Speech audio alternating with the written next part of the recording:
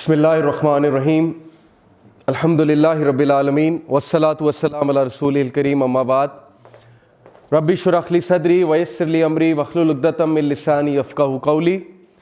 अस्सलामु अलैकुम व रहमतुल्लाहि व बरकातुहू। जज़ाकुमुल्लाह खैर, आप सब आए, वेलकम। जैसा कि हैदर ने इंट्रोडक्शन तो आप लोगों को करवा ही दिया है कि टॉपिक जो है द काउंटडाउन बिगिन्स। बड़ी बात हो रही है आजकल इस पे कि साइंस ऑफ द आवर क्या हैं और ये जो इवेंट्स जिस तरह शेप अप हो रहे हैं, जैसे कि आप देखते हैं कि उम्मत मुस्लिमा की जो कंडीशन है इस वक्त और किस तरह की डिस्कशंस हमारी सोसाइटी में हो रही हैं, लोग कितनी बेसकूनी में हैं, लोग को समझ नहीं आ रही कि इतना फितना क्यों है, इतना टेस्ट, इतना टर्मोइल, घरों के माहौल आपके सामने है, डिप्रेशन, एंग्जाइटी कितना बढ़ती जा रही है हमारे माशरे में। अर्थक्वेक्स की फ्रीक्वेंसी में इंक्रीज देख लें आप लोग। So it all brings us to the point कि क्या ये सारी बातें हदीस में बताई गई हैं, और अगर बताई गई हैं तो उसका मकसद क्या है। असल बात तो ये है ना कि मकसद क्या है। सो वही मकसद इंशाल्लाह आज मैं आप सबके सामने रखूंगा। देखिए, दो ऐसी रियलिटीज हैं दुनिया की जिनको कोई भी डिनाई नहीं कर सकता, नॉट इवन एन एथियस्ट। और वो दो रियलिटीज क्या हैं कि number one, we are mortals, death आएगी, उससे कोई साइंटिस्ट भी इनकार नहीं कर सकता, फिलोसोफर भी इनकार नहीं कर सकता, एथियस्ट भी नहीं कर सकता। And number two, this world is going to end and universe is going to end. जैसे बिग बैंग एक थ्योरी है यूनिवर्स की क्रिएशन की, तो बिग क्रंच भी एक थ्योरी है यूनिवर्स के एंड की, और ये साइंटिस्ट बता रहे हैं, फिजिसिस्ट बता रहे हैं। तो ये दो रियलिटीज को डिनाई नहीं किया जा सकता। इसीलिए अल्लाह सुब्हानहू व तआला ने अल-हाक़ा, क़यामत वाले दिन को ये कहा है। So because we can not deny these two realities, so there must be some perspective जो हमारा दीन हमें देता है कि लाइफ आफ्टर डेथ के बाद क्या होगा और क़यामत कैसे आएगी, उसका क्या मंजर होगा और तुम लोगों ने क्या प्रेपरेशन करनी है उसके लिए। So let's start with this word जो कि बार बार कुरान में यूज हुआ है और बार बार हदीस में भी आप लोग सुनेंगे, तो उस वर्ड को समझना बहुत जरूरी। फितना, व्हाट इज फितना? कुरान ने औलाद को फितना कहा, माल को फितना कहा, दौलत को फितना कहा। बार बार हदीस में आ रहा है कि फितने के दौर में ये होगा, फितनास तुम्हारे ऊपर आएंगे, like a dark night, they will envelop you. So what is फितना? जी, कोई इनपुट देगा अपनी? व्हाट इज फितना?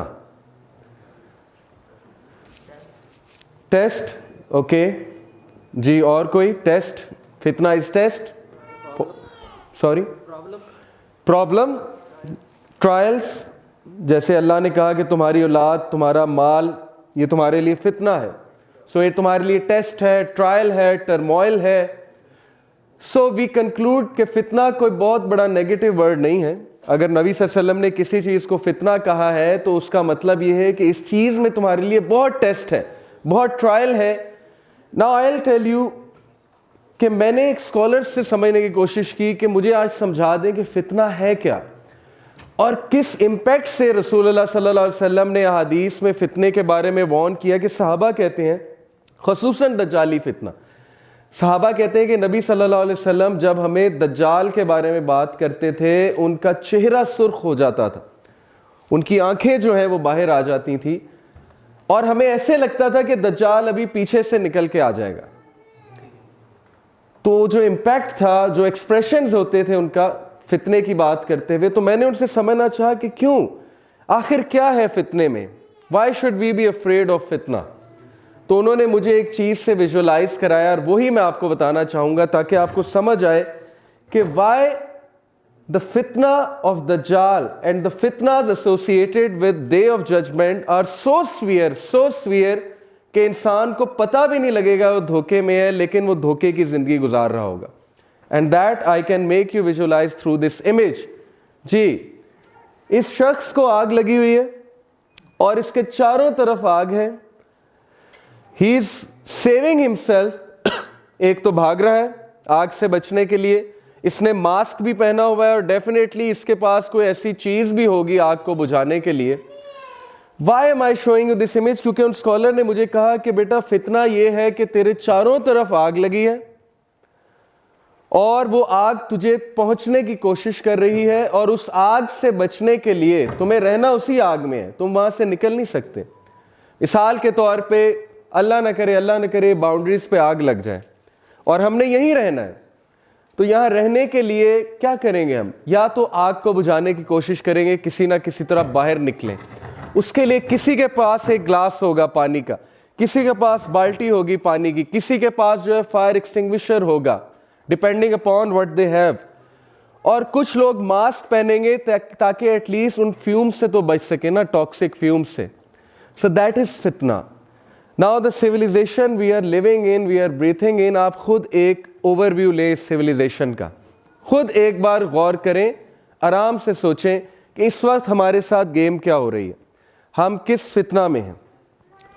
हर वो चीज जो इस्लामिक है, जो रिलीजियस है, जो कि प्रिंसिपल्स के मुताबिक एस्टैब्लिश हो चुकी है, हमारे स्कॉलर्स बता चुके हैं, उसको चैलेंज किया जा रहा है। और इस मैसिव लेवल पे चैलेंज किया जा रहा है कि आप सोच भी नहीं सकते। और यूथ कंफ्यूज है। एक तरफ माँ बाप की एडवाइजेज हैं, घर में घरों का माहौल है वो ट्रेडिशनल माहौल है, दूसरी तरफ यूनिवर्सिटीज़ का माहौल है जहाँ पर जाके एक अलग ही दुनिया खुलती है। और आम इंसान, आम यूथ हैरान हो जाते हैं कि हम करें क्या। एक तरफ माँ बाप हमें समझा रहे हैं, एक तरफ घरों का माहौल है, एक तरफ मुआशरा कुछ कह रहा है, एक तरफ कल्चर कुछ कहता है, रिलीजन कुछ कहता है, दूसरी तरफ हर चीज़ ऑपोजिट है। यूनिवर्सिटीज़ में किस किस तरह के इवेंट्स हो रहे हैं, किस किस तरह की गैदरिंग्स हो रही हैं, टीचर्स कुछ और बता रहे हैं, तो ये चल क्या रहा है हमारे साथ। And then look at the media, the advertisements, the TV series, the movies, किस किस किस्म की आइडियोलॉजी सामने आ रही हैं। YouTube, vloggers, ex Muslims, atheist, मतलब वन क्लिक पे आज के बच्चे को सब कुछ मैसर है। 6-7 साल का बच्चा अगर यूट्यूब पे चला गया तो कभी भी उसके सामने वीडियो आ सकती है कि इस्लाम में क्या मसला है और प्रॉफिट मोहम्मद सल्लल्लाहु अलैहि वसल्लम में क्या मसला है, यानी उनकी शख्सियत पे क्या एतराज़ात हैं। So imagine the impact this फितना can have on ourselves and our generations. और ये हो रहा है, हमारे सामने हो रहा है। डाउट्स एंड डिज़ायर्स, हम शुबुहात और शहवात से घिरे हुए हैं और समझ नहीं आ रही लोगों को कि करना क्या है, कैसे करना है। लोग प्रैक्टिस करना चाहते हैं, लेकिन फितना ऑफ द इंटरनेट वो इतना ज़्यादा है, इतना हावी हो चुका है कि हम ज़ॉम्बीज़ बन चुके हैं। हमारा लाइफस्टाइल इस वक्त हर उस चीज़ के ख़िलाफ़ है और हमारी सोच इस्लामिक फ़िलासफ़ी से इतनी दूर जा चुकी है, इतनी दूर जा चुकी है कि मैं आपको बता नहीं सकता, इल्ला ये कि कोई अभी से बचा हुआ हो, लेकिन मेजॉरिटी जो है बहुत दूर जा चुके हैं। सो दैट इज़ द फितना। ये आग है, ये आग पहुंच रही है हम तक और ये पहुंच जाएगी। और इससे बचने के लिए या तो मास्क पहनना होगा ताकि इसके एटलीस्ट इसकी बदबू से, इसके टॉक्सिक फ्यूम से तो बचे ना, या इसको बुझाना होगा आपको किसी ना किसी तरह। But it's there, it's going to come. ये है नबी सल्लल्लाहु अलैहि वसल्लम की अहादीस का इम्पैक्ट। और बशारत तो बहुत है मुसलमानों के लिए कि मुसलमानों ने ही सक्सेसफुल होना है अल्टीमेटली, वो तो है हदीस में। लेकिन मैं आज आपको बशारत देने नहीं आया, मैं आज नज़ीर बन के आया हूँ, मैं आज डराने आया हूँ। Because it's necessary, it's equally necessary कि हम वो अहादीस पढ़ें और जब तक हमारे रोंगटे खड़े ना हों, जब तक हमारी आंखें बाहर ना आए, जब तक हम उस अहदीस की वो फीलिंग्स ना समझे जो रसूल सल्लल्लाहु अलैहि वसल्लम की फीलिंग्स थी बताते हुए, तो मकसद पूरा नहीं हुआ आज की टॉक का। दैट्स वाई आज मैं ऐसी अहदीस आपके सामने कोट करूंगा जो या तो आपने कभी सुनी नहीं होंगी या आपको सुन के रोंगटे ज़रूर खड़े होने चाहिए। So let's start. ये कॉन्सेप्ट है एक मैट्रिक्स मूवी का, अगर आप में से किसी ने देखी है तो उसमें मॉर्फियस जो है वो इसको, नियो को एक ब्लू पिल प्रेजेंट करता है, एक रेड पिल प्रेजेंट करता है। तो ब्लू पिल की फिलॉसफी क्या है, ये बड़ा एक पॉपुलर कॉन्सेप्ट है मीडिया में, नॉवेल्स में। ब्लू पिल अगर तुम ब्लू पिल लेते हो, नियो को कहता है अगर तुम ब्लू पिल लेते हो तो you will end up waking up in your apartment, everything will be fine, glittery, तुम्हारा सेम लाइफस्टाइल होगा, you can go on as you want, सब कुछ जबरदस्त होगा, कोई तुम्हें कुछ नहीं कहेगा, and you can enjoy your life, खत्म बात। But if you choose red pill तो तुम्हारी आंखें खुलेंगी, तुम्हें सिस्टम के पीछे जो ढांचा है वो नजर आएगा, तुम्हें समझ आएगी कि हमारा सिस्टम वर्क कैसे कर रहा है, and why we are in such a mess, और where actually we are heading towards. तो मैं आज आपको इंशाल्लाह रेड पिल देने आया। ब्लू पिल ये है कि आप यहां बातें सुने, आप एक कान से सुन के दूसरे कान से निकाल दें, आप घर जाएं, सेम लाइफस्टाइल पे चलें, एवरीथिंग इज फाइन, नौकरी लगी हुई है, यूनिवर्सिटी चल रही है, पैसे आ रहे हैं, सब कुछ सेट है लाइफ में, दैट्स इट, कोई जिम्मेदारी नहीं है, कुछ सोचने की जरूरत नहीं है, जब तक मेरे ऊपर नहीं आएगी मुझे क्या जरूरत है कुछ सोचने की, right? That is the blue pill. But red pill, those are the अहादीस, वो रियलिटीज जो मैं आज आप सबके सामने पेश करना चाहूंगा, ताकि हम लोग को एटलीस्ट इतना तो एहसास हो ना कि हमारा भी कुछ इनपुट होना चाहिए इस सब में। So let's begin with this हदीस। Prophet sallallahu alaihi wasallam once stood over one of the high buildings of Medina and then said to the people, "Do you see what I see?" They said, "No." He said, "I see fitnas, afflictions falling among your houses as raindrops fall." मैं तुम्हारे घरों पे फितने नाजिल होते देख रहा हूं जैसे कि बारिश के कतरे गिरते हैं, यानी इस तादाद में मैं फितने देख रहा हूं। और वो फितने क्या हैं? सोचने की बात यह है, जो रेन ड्रॉप्स की तरह हमारे घरों पर इस वक्त आ रहे हैं।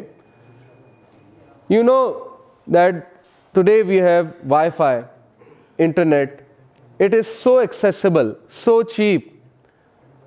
किसी दौर में 90s के लोग जो यहाँ पर बैठे हुए, मिलेनियल्स होते हैं जो 2000 में बॉर्न होते हैं, 90s के जो बॉर्न है, 80s के जो बॉर्न है, दे विल नो कि एक टाइम पे डेस्कटॉप पीसी होता था और उसमें इंतज़ार हम करते थे इंटरनेट की स्पीड अच्छी हो जाए, अच्छी हो जाए, और जाहिर है कि सबके सामने इस्तेमाल करना पड़ता था। अब हमारे पास 9 इंच की स्क्रीन है, 7 इंच की स्क्रीन है सेल फोन की, उस पर खुला इंटरनेट है विदाउट एनी चेक, चीप है, 75 GB 100 GB का पैकेज लगा हुआ है, फास्ट स्पीड है, 1 क्लिक पे आप कहीं भी पहुंच सकते हैं, 1 क्लिक पे आप कुछ भी देख सकते हैं।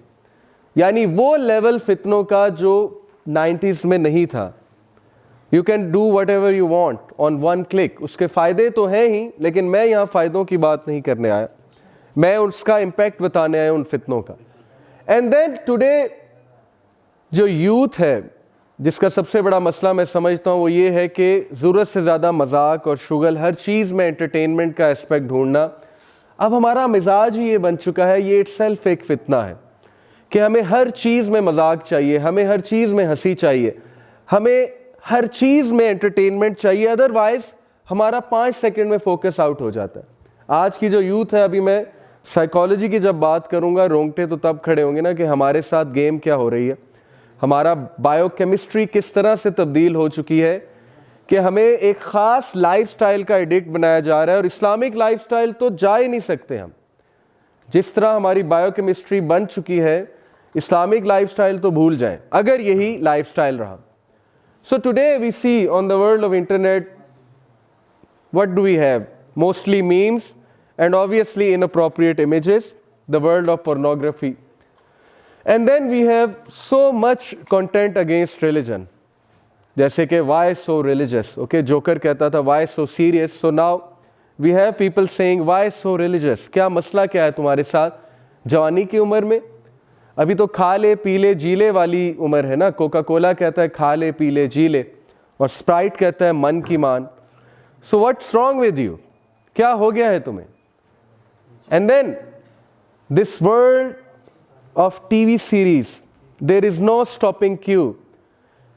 90s में स्टॉपिंग क्यू होता था, मंगल को ड्रामा लगना है, आधे घंटे का ड्रामा लगना है, ख़त्म हो जाना है, फिर नेक्स्ट ट्यूसडे को लगेगा। स्टॉपिंग क्यू गया आपके ब्रेन को कि ठंड करो, नेक्स्ट ट्यूसडे तक जो है वो आराम करो, नेक्स्ट ट्यूसडे को लगेगा। ब्रेन को स्टॉपिंग क्यूज चाहिए, वरना ब्रेन मेस अप हो जाएगा। What is the stopping cue of Netflix? What is the stopping cue of Facebook? Nothing. YouTube का स्टॉपिंग क्यू? नथिंग। लगातार कंटेंट, लगातार content, TV series upon TV series, episodes upon episodes. Facebook never ends, उसका home page never ends, YouTube never ending. No stopping cue for you guys, for us. लिहाजा फितना, this is the फितना। यही तो turmoil है कि मसला इतना हो चुका है कि ब्रेन को समझ ही नहीं आ रही मैंने रुकना कहाँ पे है। और ब्रेन को जब समझ नहीं आ रही तो वो इस स्ट्रेस में है हमारा ब्रेन कि उसके पास हायर वैल्यूज या हायर थिंकिंग की कैपेबिलिटी ही चली जा चुकी है। तो हमारा मुल्क कैसे लीडर्स पैदा करेगा, कैसे रिसर्चर्स पैदा करेगा, जब हमारी 80% अवाम टिकटॉक पे बैठी हुई है, फेसबुक पे बैठी हुई है और वक्त ज़ाया करने के माहिर हैं। पाकिस्तानी कौम तो मैं कभी कभी सोचता हूँ कि तमगा मिलना चाहिए टाइम वेस्टेज का। हर वो फजूल चीज़ जो दूसरी कंट्रीज़ में बैन है, यू वॉन्ट बिलीव। चाइना में व्हाट्सएप, कभी देखा आपने किसी चाइनीज़ को फेसबुक पे टिकटॉक शेयर करते हुए, या व्हाट्सएप पे बहुत ज़्यादा। सऊदीया में, मिडल ईस्ट में व्हाट्सएप कॉल्स जो है वो बैन है। कहीं आपको इतना चीप इंटरनेट पैकेज नहीं मिलेगा जितना पाकिस्तान में है। तो हमारे लिए तो ज़्यादा प्रॉब्लम खड़ी हुई है इस वक्त। और ऐसी ऐसी बीमारियां, ऐसे ऐसे डिसऑर्डर्स। देखें, इंसानों की क्वालिटी कम हो रही है। जब एक माशरे में फितना फैलता है तो क्वालिटी ऑफ ह्यूमैनिटी कम होती है। आज रिश्ते करना मुश्किल हो चुका है, लोग परेशान हैं, अच्छा इंसान कहाँ से ढूंढें। लड़के परेशान हैं कि पता नहीं हमारे साथ क्या होगा। सो doesn't this all point two the fact कि हमने खुद अपने आप को एक बहुत बड़े मेस में डाल दिया है। हम लोग सारी जिंदगियां गुजार देते हैं इस सेम लाइफस्टाइल पे, और हम प्रेजेंट करते हैं फितना के आगे अपने आप को, घुटने टेकते हैं कि आओ मुझे मारो, हिट मी। लेकिन हम सोचते नहीं हैं कि क्या हमें इन फितना से निकलना नहीं चाहिए। और लोग डिप्रेशन में सारी ज़िंदगी गुजार देते हैं, उनके हाथ से चीज़ें निकल जाती हैं, और at the end of the day जब लाइफ का एंड हो रहा होता है वो रिग्रेट करते हैं बहुत ज़्यादा। तो आप खुद देखें, रिश्ते नहीं हो रहे, 35 साल हो जाती है उम्र, 40 साल उम्र हो जाती है, अच्छे इंसानों की कमी हो चुकी है। और रिश्ते हो भी रहे हैं तो डिवोर्सेस कितनी इंक्रीज़ हो चुकी है हमारी सोसाइटी में। So you have to think कि हमारे साथ हो क्या रहा है, हम इररिस्पॉन्सिबल क्यों बन गए, हम क्यों जिम्मेदारियों से भाग रहे हैं, हम टाइम मैनेज क्यों नहीं कर पा रहे, हम फोकस हमारा कहाँ चला गया है, हमारा मुल्क इस वक्त क्यों नहीं रिसर्चर्स पैदा कर रहा, हमारा मुल्क क्यों इतना नीचे जा चुका है। दुश्मन जो है वो मुंह खोल के खड़ा हुआ है, यकीन करें शेर मुंह खोल के खड़ा है, और हम शेर को फेस तो कर ही रहे हैं, हम खुद अपना मुंह में डाल रहे हैं कि खा जाओ हमें। ये हमारी हालत है इस वक्त, खुद प्रेजेंट किया हुआ है हमने। So you have to understand the world we are living in is not a friendly world. Don't think it's a friendly world out there. And then obviously ये तो है ही, ये चीज़ ने तो वैसे ही इंसानों को अपना गुलाम बना लिया है। And most of us are slaves to this addiction. That is the addiction of social media, smartphones, and then obviously laptop पे सारी रात जागना, नेटफ्लिक्स पे बैठे रहना, and then you know pornography, a big fitna.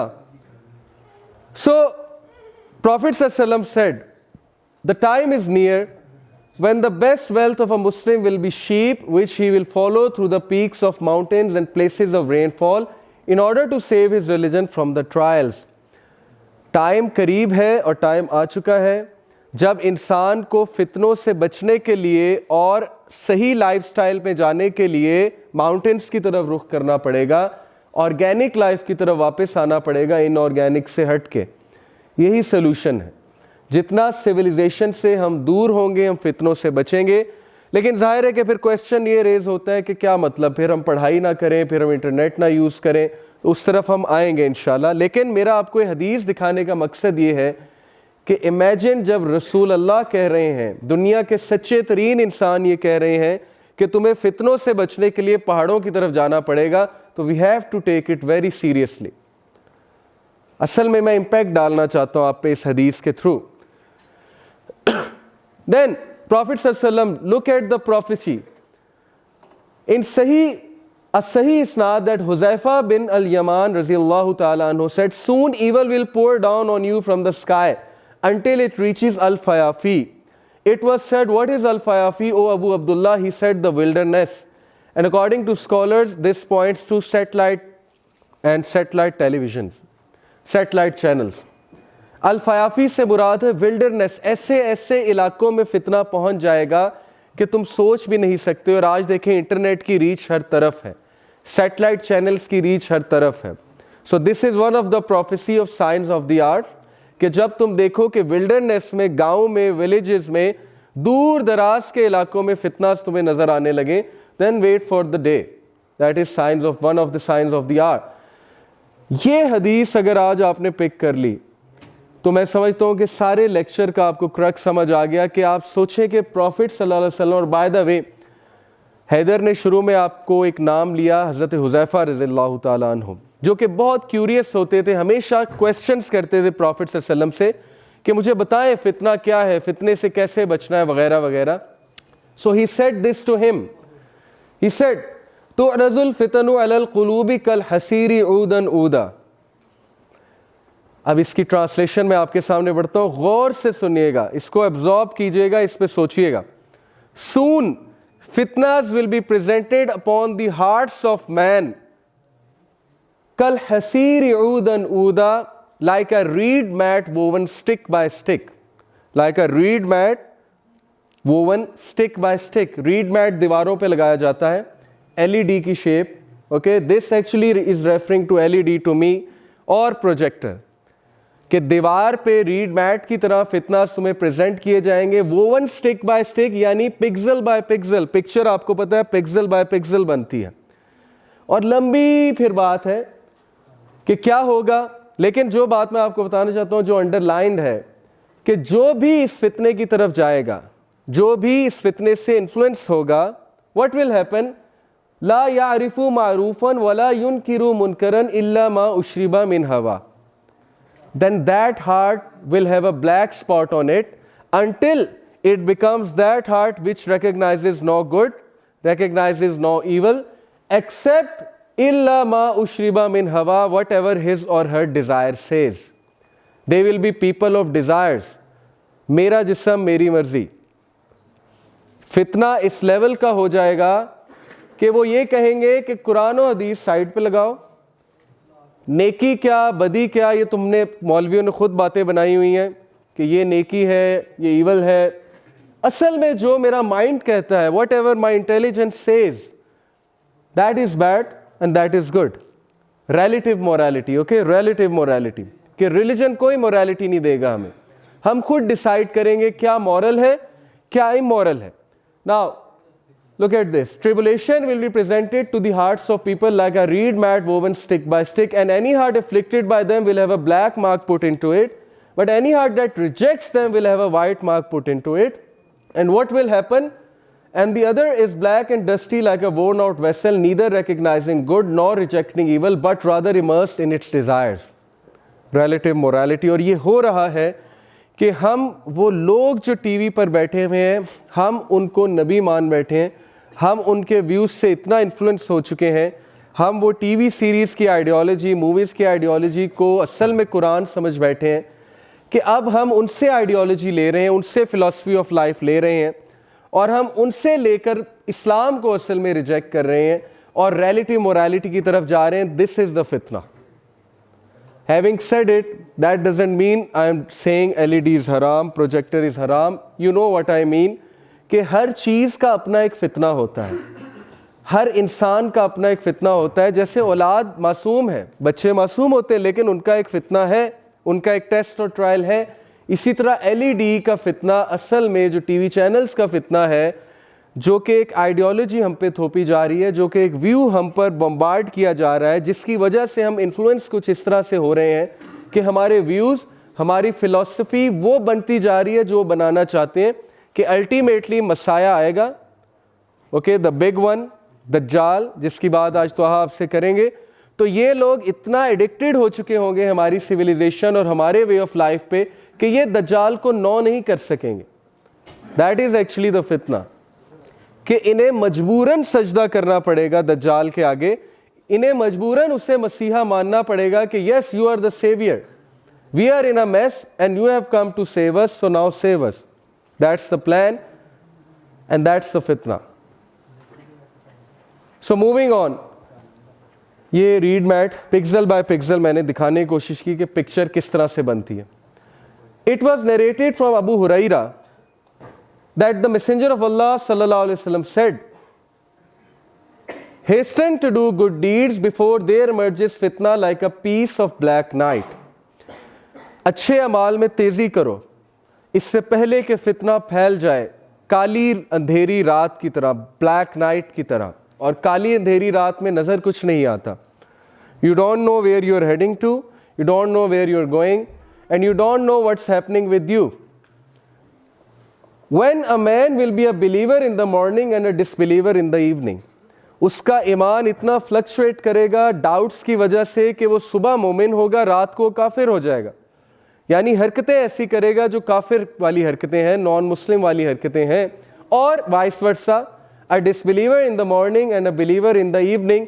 बताने का मकसद ये है कि ईमान की फ्लक्चुएशन इस लेवल की होगी उस दौर में कि इंसान को कुछ समझ ही नहीं आएगा, और सुबह तक तो पक्का मोमिन था, रात को उसको डाउट्स आ रहे होंगे बहुत ज़्यादा। यानी that is the fluctuation of ईमान because of the mess he और she will be in, and he will sell his religion for worldly gain. और वो अपने दीन को दुनियावी फ़ायदे के लिए बेच देगा, छोटे से फ़ायदे के लिए दीन को बेच देगा। और ऐसा आज हम देख रहे हैं, लोग पोजीशन के लिए, फेम के लिए, एक बैज के लिए, ओके, रिकग्निशन के लिए, एक्नॉलेजमेंट के लिए दीन को बिल्कुल साइड पे लगा देते हैं। यू वॉन्ट बिलीव के मैं तो चूँकि 7 साल से ओ लेवल्स ए लेवल्स के साथ इंटरेक्ट कर रहा हूँ, पढ़ाता हूँ। यू वॉन्ट बिलीव के बच्चे एक सिंपल बैज के लिए, रिकग्निशन के लिए, एक सर्टिफिकेट के लिए अपना दीन ईमान सब कुछ बेच देते हैं, सब कुछ भूल जाते हैं, सारी रूटीन डिस्टर्ब कर लेते हैं, 2-2 रातें जागते हैं। किस लिए? कॉन्सर्ट कराना है। और रिकग्निशन क्या है? रिकग्निशन सिर्फ एक सर्टिफिकेट आपको मिलेगा, जी आपने कॉन्सर्ट कराया था, और उसके लिए सब कुछ कुर्बान है। जो एनर्जीज असल में सही साइड पे लगनी चाहिए थी, वो सारी की सारी एनर्जीज वो ऑपोजिट साइड पे लग रही हैं, और एंड में मिलता कुछ भी नहीं है। मैं आपको पहले ही बता दूं, जिल्लत ही मिलती है, क्योंकि हमने भी ये काम करके देखे हैं। एंड में रिकग्निशन ज़ीरो है। वो लोग जो मटीरियलिस्टिक रीजंस के लिए आपके साथ अटैच्ड हैं, they are not good friends. तो एंड में मिलता कुछ भी नहीं है ह्यूमिलिएशन के सिवा। So they will sell their religion for a little worldly gain, that is the फितना। Moving on, Abu Hurairah radhiyallahu anhu reported, Allah's Messenger sallallahu alaihi wasallam said, by him in whose hand is my life, the world would not come to an end until a person would pass by a grave, would roll over it and express the desire that he should be in the place of the occupant of that grave, not because of religious reasons but because of this calamity. एक time पे बंदा कब्रिस्तान से गुजरेगा और कहेगा, हाय काश इसकी जगह कब्र में मैं होता। यानी ही और she will wish for death. और इब्ने मसूद रज़ियल्लाहु अन्हु इस पे कमेंट करते हैं, there will come a time when if one of you found death for sale he would purchase it. एक टाइम आने वाला है कि तुम्हें अगर डेथ सेल में मिल रही होगी, तुम परचेज कर लोगे कि आई शुड बाय इट। और ये टाइम आ चुका है। सबसे ज़्यादा डिप्रेशन नंबर 1 जापान, इस लेवल की डिप्रेशन है वहाँ पे, पार्लियामेंट में डिबेट्स हो रही हैं। Just search it out on Google. हम जापान की इकोनॉमी की मिसालें देते हैं, ठीक है देनी चाहिए, उस कौम ने मेहनत की है, लेकिन एक साइड पे मेहनत की है, बट उनकी यूथ, उनके चिल्ड्रन सबसे ज़्यादा डिप्रेस्ड हैं। And then Chinese, look at the Chinese. China में एक ब्रिज है जहाँ पे बारियाँ लगती हैं खुदकुशी करने की। पीपल आर परचेजिंग डेथ कि आई वॉन्ट टू डाई, अब मेरी बारी है। And then in Pakistan we see university students कितने स्ट्रेस में है, कितने प्रॉब्लम्स में है, किस किस तरह के डिसऑर्डर्स आ चुके हैं जो आपने कभी सुने भी नहीं होंगे 10 साल पहले। Obsessive compulsive disorder, bipolar mania disorder, okay, anxiety disorders, phobic disorders, किस किस तरह के डिसऑर्डर्स हैं। और बच्चों में 13-14 साल के बच्चे में, you won't believe it, this is the world we have created, कि हर बंदा मेंटल डिसऑर्डर का शिकार हो जाए। And this is actually what Iblis said to Allah. मज़े की बात है कि अगर हम सोचें इब्लीस ने क्या कहा था अल्लाह को, इब्लीस ने कहा था कि मैं इनमें से एक को भी नहीं छोड़ूंगा, और जब तक इन लोग को या तो बर्बाद नहीं कर दूं या इनको अपने साथ नहीं ले जाऊंगा तो मैं पीछे नहीं हटने वाला। अब अल्लाह ने हमें बताया हुआ है, 3-4 जगह कुरान में बताया हुआ है, लेकिन हमने उसको सीरियस नहीं लिया। हम समझते हैं सब अच्छा है, all is good, all is well, as long as मैं प्रॉब्लम में नहीं हूँ, ऑल इज़ वेल, सब कुछ ठीक जा रहा है। जब तक मेरी लाइफ चिल में है, the world is in chill. And then Prophet ﷺ said, ahead of the hour, people will greet with salutation only those whom they know, and there will be widespread trade to the extent that a woman will help her husband in trading. इसका ये मतलब नहीं है कि औरतें business नहीं कर सकती, ये सिर्फ एक साइन है। It is one of the science of the art. जैसे ऊंची इमारतें बनाना वन ऑफ द साइंस है, बट दैट डजंट मीन ऊंची इमारतें बनाना हराम है। It is just one of the science that you will see that a wife will participate with her husband in trading, and there will be severing of ties of kinship. और तुम देखोगे कि किस तरह लोग रिश्तेदारियां तोड़ेंगे, किस तरह लोग जो है वो एक दूसरे को खिलाफ करेंगे अपने रिश्तेदारों के। और ये हो रहा है हमारे माशरे में जिस लेवल पे हो रहा है। इट्स नॉट अ कोइंसिडेंस कि आपका चाचा और आपकी फुप्पी जो है वो नेगेटिव होते हैं और आपकी खाला और आपके मामू जो है वो बड़े अच्छे होते हैं। ये कोइंसिडेंस नहीं है, ओके, माजरत के साथ। और सेम मेल साइड पे भी ऐसे होता है कि कभी कभी खालाओं को और मामुओं को विलन बनाया जाता है और चाचाओं को और फुप्पों को जो है वो बड़ा ज़बरदस्त बनाया जाता है। ये हमारा माशरा है, this is how it is. और बाकायदा रिश्तेदारियाँ तोड़ी जाती हैं। और मैं आपको अपने एक्सपीरियंस से बता रहा हूँ कि एंग्जाइटी की बहुत बड़ी वजह वो savouring the ties of kinship है। बहुत से लोग शिकायत करते हैं मुझे एंग्जाइटी होती है, मुझे डिप्रेशन होती है, लेकिन वो ये नहीं देखते कि असल में वो कर क्या रहे हैं। जब आप रिश्तेदारियां तोड़ेंगे, जब आप लोगों से बुरा सलूक करेंगे, जब आप लोगों के साथ ज़्यादतियां करेंगे, तो क्यों नहीं एंग्जाइटी आएगी, क्यों नहीं डिप्रेशन आएगी। तो मेरी तो सिंपल सी फिलॉसफी है कि yes it could be a mental disorder which is to be treated psychologically, but हम अपनी लाइफ्स को भी ज़रा ऑब्जर्व करें कि कहीं हम रिश्तेदारियां तो नहीं तोड़ रहे, कहीं हम बहुत नेगेटिव तो नहीं हो गए किसी के बारे में। प्रॉफिट सल्लल्लाहु अलैहि वसल्लम ने कहा कि जो शख्स रिश्तेदारियां तोड़ता है जन्नत की खुशबू भी नहीं सूंघेगा। बहुत स्वीयर वार्निंग है हदीस में। तो टूटी हुई रिश्तेदारियों को जोड़ना ये इस्लाम में से है। Anyway, one of the signs is severing the ties of kinship, false testimony, झूठी गवाही। और इस लेवल की झूठी गवाही गवर्नमेंट्स झूठी गवाहियां देंगी, मैसिव लेवल पे झूठी गवाहियां इस वक्त चल रही हैं, हमें तो कुछ पता ही नहीं। इराक वॉर किस बेसिस पे थी? फॉल्स टेस्टिमनी पे।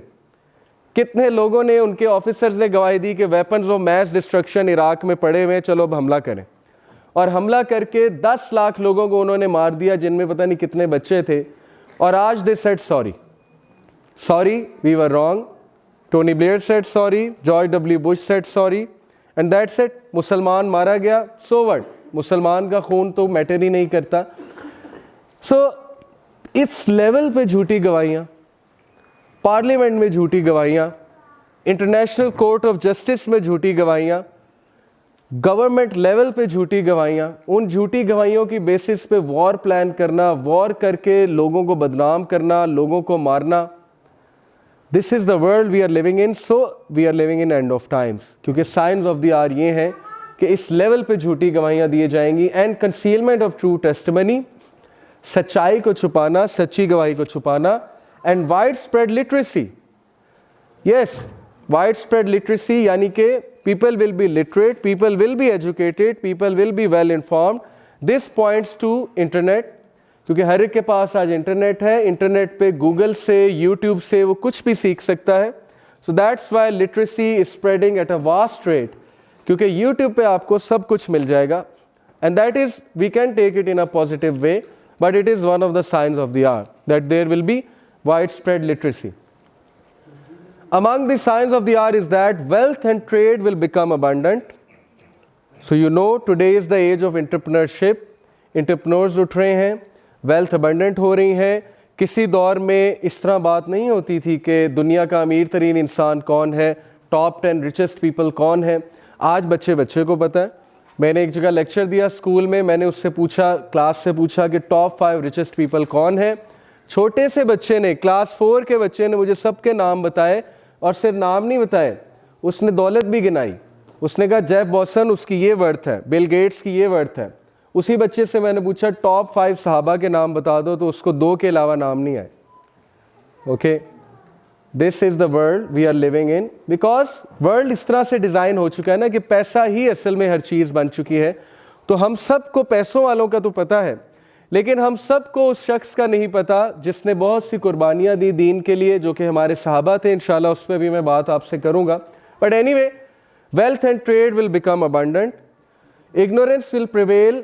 A man will try to conduct a transaction but will say no, not until I obtain permission from the merchant of such and such tribe, and you will look among a great tribe for someone who can write and not find anyone. ये इतनी ज़बरदस्त prophecy है हमारे नबी सल्लल्लाहु अलैहि वसल्लम की. एक तो ये बिटकॉइन की तरफ रेफ़र कर रही है, इस पर आप थोड़ा सा सोचिएगा कि ट्रांजैक्शन लिखने वाला नहीं मिलेगा. ओके, ट्रांजैक्शन लिखने वाला नहीं मिलेगा. This points to the fact कि डाटा साइंसेस का वर्ल्ड है आज. हर चीज़ शिफ्ट होती जा रही है कंप्यूटर की तरफ, स्मार्टफोन्स की तरफ. अब राइटिंग जो है वो ख़त्म होती जा रही है, हर चीज़ दर्ज है, फाइल सिस्टम ख़त्म होता जा रहा है. पहले बड़े बड़े लॉकर्स होते थे ऑफिसेज में, वहाँ फाइल्स पड़ी होती थी. अब आहिस्ता आहिस्ता हर चीज़ छोटी सी टैबलेट में आ रही है. 1 टेराबाइट हार्ड डिस्क है, उसमें मैसिव डाटा पड़ा हुआ है. So yes, people will search for someone who can write but they will not find anyone. And what about this? Wall street monopoly है उन लोगों की कि छोटे मर्चेंट्स तब तक चीज़ नहीं बेच सकते, तब तक प्राइस नहीं बढ़ा सकते जब तक बड़े मर्चेंट्स यस ना कर दें. हर चीज़ कंट्रोल हो रही है. ओग्रा पेट्रोलियम की प्राइसेस को कंट्रोल कर रहा है, और सब कुछ वो डायरेक्ट करते हैं हमें. हर चीज़ उन्होंने अपने हाथ में ली हुई है कि जब तक हमारी तरफ से यस नहीं आएगा आप चीज़ों की प्राइस नहीं बढ़ा सकते. दैट इज़ द फितना. So this hadith, one of the scholar, he said, they may be understood as meaning that prominent businessmen who may have capital or are agents appointed to import or export certain products may have control over the market and will control prices, so that the smaller businessmen will not be able to dispose of their goods except with their permission. तो ये उनकी एक राय है, लेकिन अगर आप इसको थोड़े से बड़े पर्सपेक्टिव में सोचेंगे आप भी उस जगह पहुंच जाएंगे. ये मैं I leave it to you that how you have to think about it.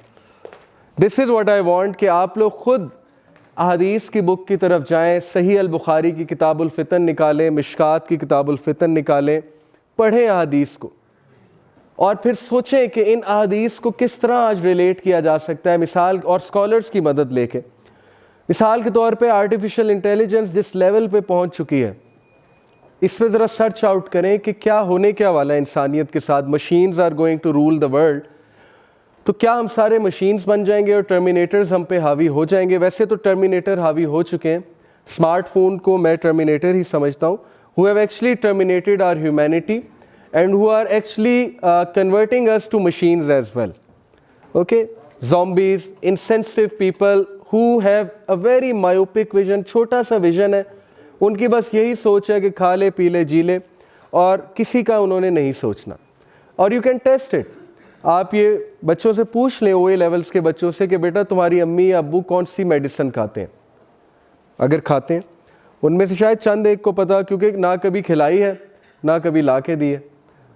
क्योंकि विजन यही है ना कि बस माँ नौकरानी है, बाप ATM की मशीन है. असल में तो यही हो रहा है, और ये भी क़यामत के साइंस हैं. अभी आगे आ रहा है कि जब स्लेव गर्ल अपने आका को, when the slave woman will give birth to her master then wait for the hour. क्या मतलब है कि औरत जो है वो नौकरानी होगी और वो अपने आका को जन्म देगी. और ये हम आज देख रहे हैं कि औलाद ने अपने माँ बाप को सिर्फ और सिर्फ यही समझ लिया है कि ये पैसे देने की मशीन है, और ये जो माँ है ये बस मेरी खिदमत करने की मशीन है। That's the vision. अभी आगे आ रहा है। ओके, दिस हदीस इज सो आई ओपनिंग। मुअत्ता इमाम मालिक की सही हदीस है, आप लोग दंग रह जाएंगे। और this is enough to prove, these हदीस are actually enough to prove कि रसूलुल्लाह सल्लल्लाहु अलैहि वसल्लम सच्चे नबी थे। और ये हम कोट करनी चाहिए हमें कि हमें बताएं कि ये पेशन गोइयाँ उन्होंने कैसे कर दी, उन्हें कौन बता रहा था कि ये होने वाला है। इट्स अ लॉन्ग हदीस, इसका मैं कॉन्टेक्स्ट आपको बता देता हूँ। नबी सल्लल्लाहु अलैहि वसल्लम ने कहा कि क़यामत नहीं इस्टेब्लिश होगी जब तक कि मेरी उम्मत के कुछ लोग शराब को किसी दूसरे नाम से नहीं पुकारेंगे, यानी कि शराब पिएंगे लेकिन वो तावील करेंगे कि नहीं नहीं नहीं एक्चुअली शराब नहीं है, ये कुछ और है। और आज ऐसा हो रहा है। But this is the striking thing, व युज़रबु अला रूसिहिमुल माज़िफ। What does it mean? And on their heads will be musical instruments. तुम लोग को देखोगे कि उन्होंने अपने सरों पे म्यूजिकल इंस्ट्रूमेंट्स लगाए होंगे। And today we see this, okay, headphones, और ये बड़ा ट्रेंड बन चुका है। अगेन आप हेडफोन्स पे तिलावत भी सुन सकते हैं, बट प्रॉफिट सल्लल्लाहु अलैहि वसल्लम ने जब ये बात बताई तो it actually is referring to the fact कि जब ये चीज़ बहुत आम हो जाएगी तो फिर it is one of the science of the art. Musical instrument उठाए होंगे लोगों ने अपने सरों पे। And it could mean another thing कि लोग स्पीकर उठा उठा के सुना करेंगे। And yes, it can definitely mean this. So one of the science of art. Next we have Abu Sa'id al-Khudri narrated that the Messenger of Allah sallallahu alaihi wasallam said, "By the one in whose hand is my soul, the hour will not be established until predators speak to people, and until the tip of a man's whip and the straps on his sandal shoes speak to him." ये बड़ी interesting बात है। And I believe if you research a bit about artificial intelligence कि इस वक्त वो कहाँ जा रही है, so speaking shoe can mean a lot of things। एक तो literal भी है, नाइकी का speaking shoe है जो कि आपसे बाकायदा बात करता है। आप हेडफोन्स लगाते हैं, हेडफोन्स में it actually talks to you, it tells you आपने इतने कदम ले लिए। ये तो पुरानी इन्वेंशन है, 2006 की इन्वेंशन है। Talking shoe can mean another thing. Talking shoe से मुराद है, देखें शू क्या कराता है हमें, शू हमें ट्रैवल कराता है। When I am walking with shoe, so shoe could be something that makes us travel. Now it could be car as well, because उस दौर में कार्स नहीं थी। And today in cars we have GPS system, we have Google Earth, and Google Earth is actually talking to us कि इधर turn लो, अब इस road पे टर्न करो। Okay, so yes, it could be that as well. And predators will speak to people. Predators actually means wild animals, they will speak to people. Yes, animated movies में they are speaking to us. Today we see animated movies है जिनमें जानवर भी बात कर रहे हैं। ये तो एक interpretation है। ये जो interpretations हम कर रहे हैं ये ज़रूरी नहीं यही हो। Okay, I am just giving you a perspective, giving you a view. Predators would speak to people, could be literal, that yes, one day you may see a dog talking to you. You may see a technology कि आपसे वो बात करे। And it also means something else. Predator एक 2000s में एक word आया। You know, sexual predators, those who hunt for the children online, these predators who hunt for victims, ये predators हैं, online predators इन्हें कहते हैं। They will speak to people, they will become common, they will hunt for people, okay, amongst the people। इसका ये मतलब भी हो सकता है कि predators will speak to people, and his thigh informs him of what occurred with his family after he left। उसकी Thai उसे बताएगी, और सेल फोन हम थाई में रखते हैं, उसकी थाई उसे बताएगी कि आपकी फैमिली के क्या हाल अहवाल है when you left the home। And it could also mean that most of the people they place laptops on their thighs, so yes, it could mean that as well। So his thigh will tell him what happened with his family when he left। Can you believe it कि रसूलुल्लाह सल्लल्लाहु अलैहि वसल्लम ने किस level पे किस तरह की प्रोफेसीज हमें दी, हमने कभी गौर ही नहीं किया कि साइंस ऑफ द आर ये हैं। और today we are witnessing all such things. जहाँ तक इसकी बात है, the tip of a man's whip will speak to him. Tip of a man's whip से मुराद कुछ स्कॉलर्स ने टेलीफोन्स लिए, 90s के जो टेलीफोन्स होते थे, it was like a whip, वो जो वायर थी वो विप की तरह थी, हंटर की तरह थी, और उसके टिप पे जो है वो माइक्रोफोन था और हेडफोन था, तो it use to speak to him. So it could be that, और it could be something related to artificial intelligence. ये आप लोग खुद सर्च करें. But my point of telling you is के we are heading towards that as जब रसूलुल्लाह सल्लल्लाहु अलैहि वसल्लम ने कहा कि time will be very near, and we are actually on that, in that phase. Sorry. When my nation does 15 practices, calamity befalls it. It was asked, and what are they, Ya Rasulullah sallallahu alaihi wasallam? जब मेरी उम्मत 15 चीज़ें practice करेगी तो फिर उन पे calamity आएगी, उन पे फितना आएगा, उन पे प्रॉब्लम्स आएंगी. वो बहुत लंबी लिस्ट है, लेकिन मैंने जो रेलेवेंट लिस्ट है वो निकाली है. इसमें ज़कात ना देना है, इसमें झूठी गवाही ना देना है, वो मैं आपको पहले बता चुका हूँ. When a man obeys his wife but disobeys his mother, when a man treats his friend well but is harsh and distant with his father, subhanallah. यानी बाप बात करे तो गुस्सा चढ़े, फ्रेंड बात करे तो बहुत खुशी से जवाब दें, बाप सिर्फ ये पूछ ले कि बेटा आज क्या किया, क्या हाल है, तो उस पर गुस्सा चढ़ने लगे. बाप ड्राइविंग के दौरान सीट पे बैठ जाए, वैसे कुछ क्वेश्चंस करने लग जाए या कुछ समझाने लग जाए तो गुस्से से चेहरा लाल हो जाए और बाप को गुस्से से जवाब दिया जाए. लेकिन कोई दोस्त साथ बैठा है तो फिर चेहरा खिला हुआ है और बड़ा मज़ा आ रहा है, बहुत शुगर लग रहा है. So we are seeing all these things today. और याद रखें कि ये बात बार बार मैं कहता हूँ कि एक फॉर्मूला है लाइफ का, और ये मैंने खुद विटनेस किया है कि the quickest way to destroy yourself is to start misbehaving with your mother. जिस औलाद ने माँ से बदतमीजी शुरू कर दी, then he or she should count her days or his days. फिर वो बस डेज को काउंट करे कि कब तबाही आती है मेरे ऊपर. और ये लाइफ का एक फॉर्मूला है. And same goes for father as well, कि जब फादर की बातों पे गुस्सा चढ़ने लगे और हम उनको टाइम भी ना दें, देखें ना कितना गैप है, कल्चरल गैप है. उनको स्मार्टफोन यूज़ नहीं करना आता, उनको विंडो इंस्टॉल नहीं करनी आती, उनको लैपटॉप यूज़ नहीं करना आता.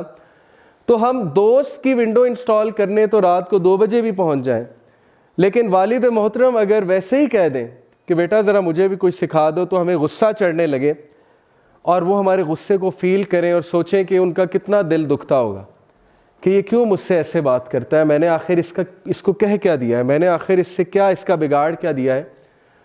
सो that is one of the science of the hour that a man will treat his friend well but is harsh and distant with his father. When female singers will be used, one of the science of the hour. इस पर कोई मुझे बताने की ज़रूरत नहीं है, आप देख लें, हॉलीवुड में देख लें, बॉलीवुड में देख लें, यहाँ पर देख लें. When musical instruments become wide spread, musical instruments बहुत वाइड स्प्रेड हो जाएंगे, यहाँ तक कि खबरनामे में भी म्यूज़िकल इंस्ट्रूमेंट्स यूज़ होंगे. आज हम बच ही नहीं सकते. खबरनामे में म्यूज़िकल इंस्ट्रूमेंट्स हैं, डॉक्यूमेंट्री में म्यूज़िकल इंस्ट्रूमेंट्स हैं, ड्रामे में म्यूज़िकल इंस्ट्रूमेंट्स हैं, एक सिंपल सी सरमनी करनी हो उसमें म्यूज़िकल इंस्ट्रूमेंट्स हैं.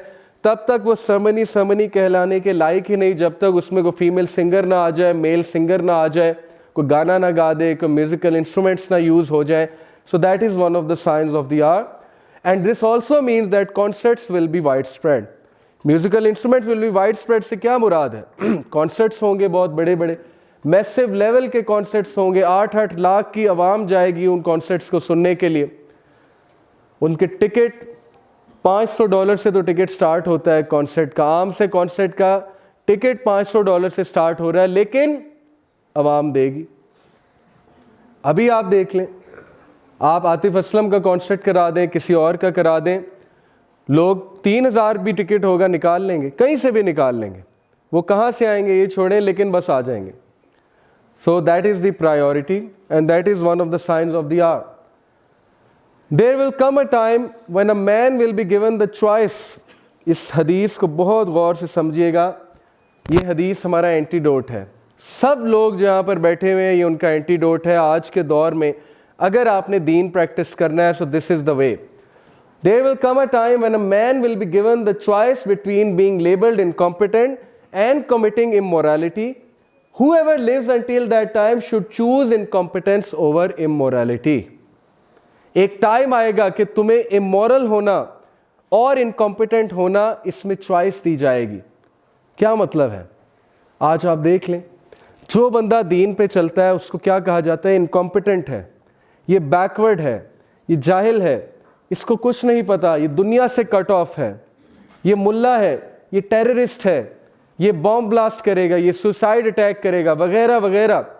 ये डम्ब है, इनको कुछ सोचना समझना नहीं आता, इनको बात करनी नहीं आती, इनमें इंटेलिजेंस कोई नहीं है। सो रसूलुल्लाह सल्लल्लाहु अलैहि वसल्लम सेड कि ये ताने सुन लेना, ये ताने बर्दाश्त कर लेना, लेकिन दूसरी लाइफस्टाइल की तरफ मत जाना। ये हमारे नबी की नसीहत है। और आज ऐसा होता है, when we go to universities, हमें वहाँ ताने सुनने पड़ते हैं। जो सिस्टर्स हिजाब शुरू करती हैं उनको ताना सुनना पड़ता है, फैमिली का अलग से, उस्ताद का अलग से, तरह तरह की नज़रों से देखा जाता है, उसे जज किया जाता है। और जो लड़का दाढ़ी रखने की कोशिश करे, नमाजें पढ़ने की कोशिश करे, मोरालिटी की बात करने की कोशिश करे अपनी क्लासरूम में, दाढ़ी तो अलग लेवल है ना, वो तो लेवल ही बहुत हाई है, सिंपल मोरालिटी की बात करने की कोशिश करे कि यार ये चीज़ गलत है, देन सी कि उसके साथ क्या होगा, उसके दोस्त उसका क्या हशर करेंगे, उसको किस किस तरह के अलकाबात से जो है बुलाएंगे। सो द एडवाइस ऑफ रसूलुल्लाह सल्लल्लाहु अलैहि वसल्लम, जो कि सबसे ज़्यादा सिंसेर तरीन इंसान थे हमारे साथ, उनकी एडवाइस ये है कि choose being called competent, incompetent, but do not choose the way of immorality. बर्दाश्त कर लेना, और अल्लाह तुम्हें उसका बड़ा अजर देगा बर्दाश्त करने का। और मैं ये बताता चलूँ उन लोगों को जो ताने सुनते हैं, ताने बर्दाश्त करते हैं, कि आप लोग के लिए खुशखबरी है, ग्लैड टाइडिंग है आप लोग के लिए। अकॉर्डिंग टू द हदीस ऑफ वर्का बिन नौफल, जब प्रॉफिट सल्लल्लाहु अलैहि वसल्लम उनके पास आए, उन्हें बताया कि मेरे पे एंजल आया है, तो उन्होंने कहा कि ए मेरे, ओ माय नेफ्यू, काश मैं उस टाइम जिंदा हूं जब तेरी कौम तुझे धुतकारेगी, तुझे यहां से निकालेगी, तो मैं तुझे सपोर्ट करूंगा, काश मैं उस टाइम जिंदा हूं। तो क्या खुशखबरी है वर्का बिन नौफल की हदीस में हम सब के लिए, आपके लिए, जिनको ताने पड़ते हैं, जिनको तरह तरह के अलकाबात से बुलाया जाता है, जो डिफ़िकल्टी फेस कर रहे हैं इस्लाम पे चलते हुए, उनके लिए खुशखबरी ये है कि जिस तरह नबियों को दुख दिया गया, उसी तरह तुम्हें भी दुख दिया जाएगा। क्योंकि नबी अल्लाह के सबसे पसंदीदा बंदे थे, हक की बात करते थे, सच की लड़ाई लड़ते थे, और उन्हें दुख दिया गया, उन्हें तंग किया गया, उन्हें ताने दिए गए, और फैमिली वालों की तरफ से दिए गए। तो तुम तो नबियों की सफ में हो, क्योंकि तुम भी सेम ट्रीटमेंट बियर कर रहे हो। तो ये तुम्हारे लिए खुशखबरी है, असल में तुम्हारे लिए बशारत है कि तुम्हें भी दुख दिया जा रहा है। और किस लिए दिया जा रहा है? क्योंकि तुमने कहा है ला इलाहा इल्लल्लाह, कि मैं अगर सर झुकाऊंगा तो अल्लाह के आगे झुकाऊंगा, अगर मैं मानूंगा तो अल्लाह की मानूंगा। सो that is a good tidying for all of you. और आज का जो दौर है, when everything is grey, her cheese grey है, ओके, ब्लैक एंड वाइट वाला दौर, जब ब्लैक बड़ा एविडेंट था, वाइट बड़ा एविडेंट था, हम सबको पता था ये बुराई है, ये अच्छाई है। आज ग्रे एरियाज बहुत ज़्यादा हैं। आर यूथ आर कंफ्यूज, यार हलाल क्या है, हराम क्या है, पता नहीं इसकी क्या रूलिंग है, इसकी क्या रूलिंग है, पता नहीं हिजाब करना भी चाहिए कि नहीं करना चाहिए, पता नहीं नमाज़ों, आप तो नमाजें भी चैलेंज हो गई कि पता नहीं नमाजें भी पढ़नी चाहिए कि नहीं पढ़नी चाहिए। सो ग्रे एरियाज में let me give you a tip. If you want to be safe in this world full of gray areas, then be the one like Siddiq Akbar. आप सिद्दीक़ अकबर के लेवल तक तो शायद नहीं जा सकते, अबू बकर सिद्दीक़ रज़ियल्लाहु अन्हु के लेवल पे, लेकिन आप उनको इस हद तक तो एमुलेट कर सकते हैं ना। अबू जहल आया सिद्दीक़ अकबर रज़ियल्लाहु अन्हु के पास, उसने कहा कि व्हाट इफ़ मैं तुम्हें बताऊं कि एक शख्स घोड़े पे बैठ के एक रात में मक्का से जेरूसलम चला गया है, तो तुम क्या कहोगे? तो अबू बकर सिद्दीक ने कहा कौन है वो शख्स? तो अबू जहल ने कहा your friend, your companion Muhammad सल्लल्लाहु अलैहि वसल्लम। तो अबू बकर ने कहा बिल्कुल सच है, without saying anything he said 100% true. So if you want to be Siddiq Akbar और at least reach that level, then stand up and say कि बिल्कुल सच है। समझ आए या ना आए, मेरे नबी की हदीस आ गई, कुरान की आयत आ गई, मैं गवाही देता हूँ। I will stand, I will support it, I will protect it, I will actually argue कि ये बिल्कुल सच बात है, बिल्कुल हक बात है। और याद रखें कि ऐसे लोग, सूरह यासीन में एक ऐसे शख्स का तस्करा है जिसने कुछ नहीं किया। All he said was कि oh my nation follow the prophets who say the truth, that's all he said. उसकी नेशन ने उसे कत्ल कर दिया, मार दिया, और अल्लाह ने कहा क़ील उदख़ुलिल जन्नह, उस बंदे को मैंने जन्नत में दाखिल किया। और जन्नत में दाखिल होते ही उसने कहा कि हाय मेरे अल्लाह ने मुझे छोटी सी बात पे कितना बड़ा रिवॉर्ड दे दिया, छोटी सी बात थी। ऑल ही सेड इज कि prophets are truthful. So you guys अपने क्लासरूम में, अपने मोहल्लों में, अपनी फैमिलीज में, कहीं भी, सोशल मीडिया पे, wherever you have the opportunity, you don't need to argue, लंबे चौड़े आर्गूमेंट्स नहीं देने। All you need to say is के प्रॉफिट्स वर ट्रूथफुल और प्रॉफिट सल्लल्लाहु इज ट्रूथफुल। और मैं गवाही देता हूं कि अल्लाह के नबी सच्चे हैं और अल्लाह के नबी की सारी बातें सच्ची हैं। That's all you need to do. तो है कोई सिद्दीक़ अकबर, है कोई अबू बकर सिद्दीक आज के दौर में जो गवाही देगा, ग्रे एरियाज पे जाके गवाही देगा कि मेरे नबी ने कहा तो बस सच है, चाहे तुम्हें अभी समझ आता है या नहीं आता है? और है कोई Musab bin Umair, the young सहाबी, जिनका परफ्यूम बहुत मशहूर था, जिनके कपड़े बहुत मशहूर थे, जो ब्रांडेड क्लोथ्स पहनते थे उस दौर के, और जंग ओहद में जब वो शहीद हुए तो सहाबा रो रहे थे उनकी हालत देख के कि उनको कफन मैसर नहीं था पूरा। फेस कवर करते थे तो टांगे नंगी हो जाती थी, टांगे कवर करते थे तो फेस जो है उससे कपड़ा हट जाता था। ये है मुसअब बिन उमैर रज़ी अल्लाह ताला अन्हु। कि सहाबा रो इसलिए नहीं रहे थे कि ये बेचारा गरीब हो गया या इसके पास अब कफन तक नहीं है, वो इस बात पे रो रहे थे कि इसकी कुर्बानियां देखो, इस बंदे ने क्या लाइफस्टाइल छोड़ के नबी को सपोर्ट किया और इस लेवल पे सपोर्ट किया कि आज शहादत की मौत जो है इन्हें आई है। इट डजेंट मीन कि हम ब्रांड्स छोड़ दें, इट डजेंट मीन हम अच्छे कपड़े पहनना छोड़ दें, लेकिन आपको बताने का मकसद ये है कि सहाबा की कुर्बानियां आप चेक करें, किस लेवल की उन्होंने कुर्बानियां दी हैं।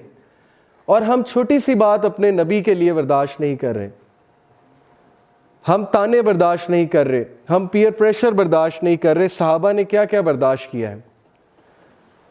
और है कोई साद बिन मुआज रजी अल्लाह ताला अन्हु, the man who shook the throne of Allah सुब्हानहु व तआला, वो शख्स जिसने अल्लाह का अर्श हिला दिया, साद बिन मुआज रजी अल्लाह ताला अन्हु। प्रॉफिट सल्लल्लाहु अलैहि वसल्लम सेड कि साद की मौत ने अल्लाह के अर्श को हिला दिया है। आज हमारा सेलिब्रिटी कौन है? आज कौन है हमारा रोल मॉडल? कौन है हमारा आइडियल? वो जो हमें जानता भी नहीं। हमारी यूथ का रोल मॉडल मेसी है, रोनाल्डो है, जो उसे जानता भी नहीं है, जो उसकी हेल्प भी नहीं करेगा अगर रियल लाइफ में कभी मुलाकात हो जाती है, जो उसकी सिफारिश नहीं करेगा डे ऑफ जजमेंट में। Why are our role models not people like Saad bin Muaz, the man who shook the throne of Almighty Allah? आज मैं आपको कहूं कि एक बंदा है जिसने व्हाइट हाउस को शेक कर दिया, तो आपकी तवज्जो फौरन जाएगी कौन है जिसने अमेरिका को शेक कर दिया, क्योंकि अमेरिका सुपर पावर है। So I am telling you about a man who shook the throne of almighty Allah. And why, क्यों अल्लाह का अर्श लर्जाया, क्यों लर्जा अल्लाह सुब्हानहु व तआला का अर्श? Because Saad bin Muaz was one of the Ansar, he was the chief of his tribe, और उनकी इतनी खिदमात है इस्लाम के लिए। He is one of those people जिन्होंने अपने घर को तकसीम किया, जिन्होंने अपने घर के ज़मीनों के हिस्से को तकसीम किया, मुहाजिरीन को दिया, जिन्होंने अपनी वेल्थ को तकसीम किया, प्रॉपर्टी को तकसीम किया, इस्लाम के लिए इतनी कुर्बानियाँ दी कि आप सोच नहीं सकते। ये लोग हमारे आइडियल्स होने चाहिए आज के दौर में। अबू बकर सिद्दीक जो गवाही देने वाले हैं, मुसअब बिन उमैर जो किसी चीज़ की केयर नहीं करते, सिर्फ इस चीज़ की केयर करते हैं कि मेरे प्रॉफिट का ऑनर बच जाए, इस्लाम का ऑनर बच जाए, मेरी खैर है। और Saad bin Muaz who is always helping, always supporting Islam, always supporting the right cause, the just cause. So you people should be like this, तभी चेंज आएगी। अगर हम घरों में बैठे रहेंगे, अगर हम कंफर्ट जोन में बैठे रहेंगे, अगर हम टाइम नहीं निकालेंगे, सोसाइटी के लिए कुछ नहीं करेंगे, तो कोई चेंज नहीं आने वाली। और होगा ये कि हम रिप्लेस हो जाएंगे, अल्लाह नई कौम को लेकर आएगा। और आज ऐसा हो रहा है, गोरे इस्लाम कबूल कर रहे हैं, सारा दावा तो वो कर रहे हैं, आप टॉप दाइस के नाम ले लें, सब रिवर्ट्स हैं, आप देख लें लिस्ट जाकर, सब रिवर्ट्स हैं जो एक्चुअली पहले क्रिश्चियन थे या ज्यू थे या एथियस्ट थे, दे गॉट कन्वर्टेड और आज अल्लाह उनसे काम ले रहा है। और हम जो है यहाँ पर बैठे हुए हैं और हम ये सोच भी नहीं रहे कि हमारी भी कोई जिम्मेदारी है, हमने भी कोई रोल अपना निभाना है। चलो बड़े लेवल पे नहीं कर सकते, एटलीस्ट फैमिली लेवल पे तो कर सकते हैं ना, एटलीस्ट अपनी फैमिलीज को तो कुछ बता सकते हैं ना, एटलीस्ट अपने को सोसाइटी में कुछ कर सकते हैं। So remember this advice of रसूलुल्लाह सल्लल्लाहु अलैहि वसल्लम कि you have to choose incompetency over choosing immorality. ताने बर्दाश्त कर लें, ये टाइम भी गुजर ही जाएगा, और अगर इस्लाम के लिए इतना भी नहीं किया तो फिर क्या किया। So don't worry and don't come in any sort of stress, क्योंकि सारी ट्रीटमेंट सहाबा के साथ और सच्चे लोगों के साथ होती रही है। The hour will not begin until tribulations appear. There is a great deal of lying and the markets come closer together.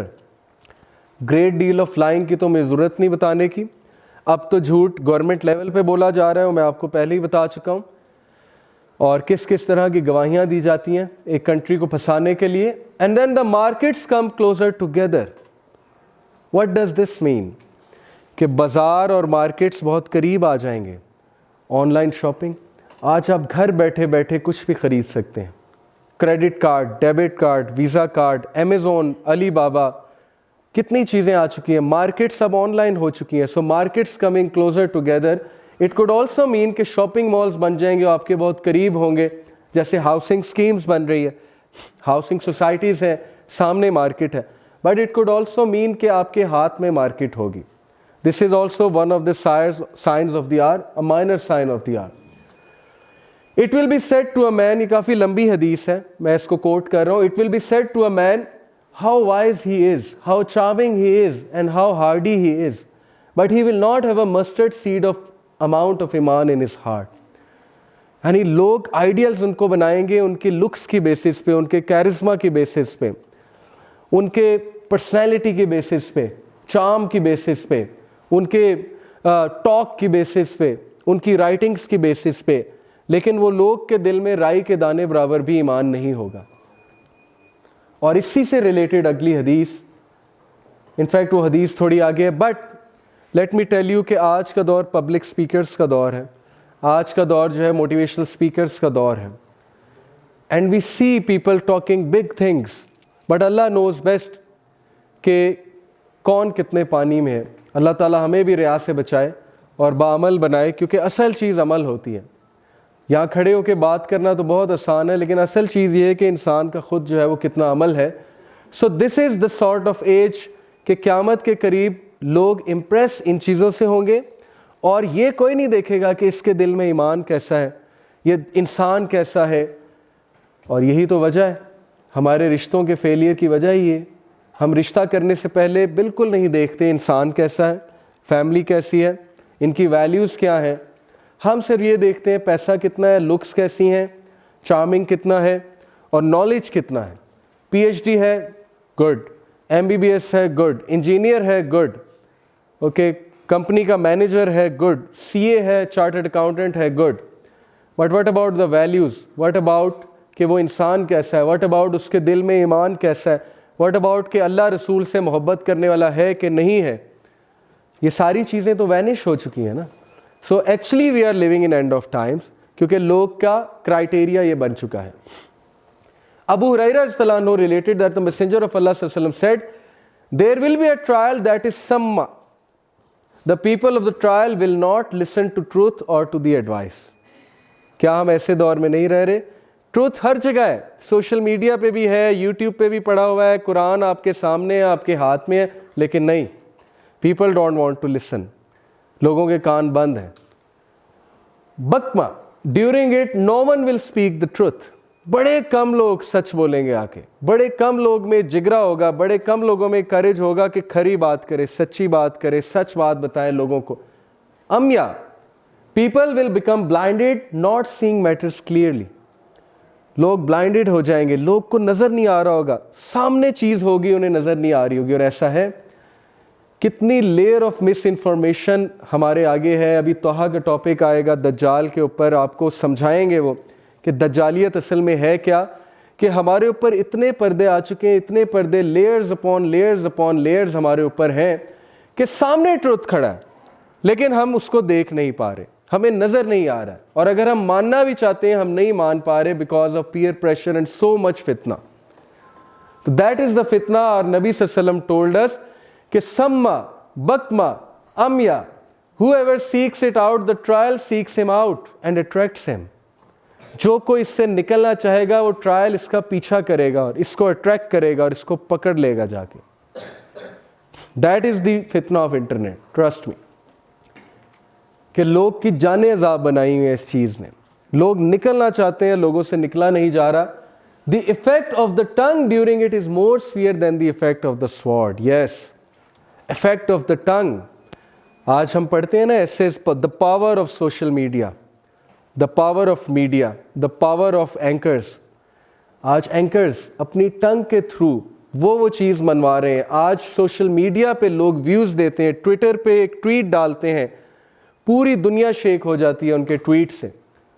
Quran और हदीस से शेक नहीं होता, लेकिन एक ट्वीट डाल दी किसी मशहूर आदमी ने, उससे सब कुछ शेक हो जाता है, उससे पब्लिक ओपिनियंस बदल जाते हैं, उससे हमारी फिलॉसफी बदल जाती है, उससे जो है हमारी वैल्यूज़ बदल जाती हैं, हम कुछ भी करने के लिए तैयार हो जाते हैं. So the effect of the tongue during it is more severe than the effect of the sword.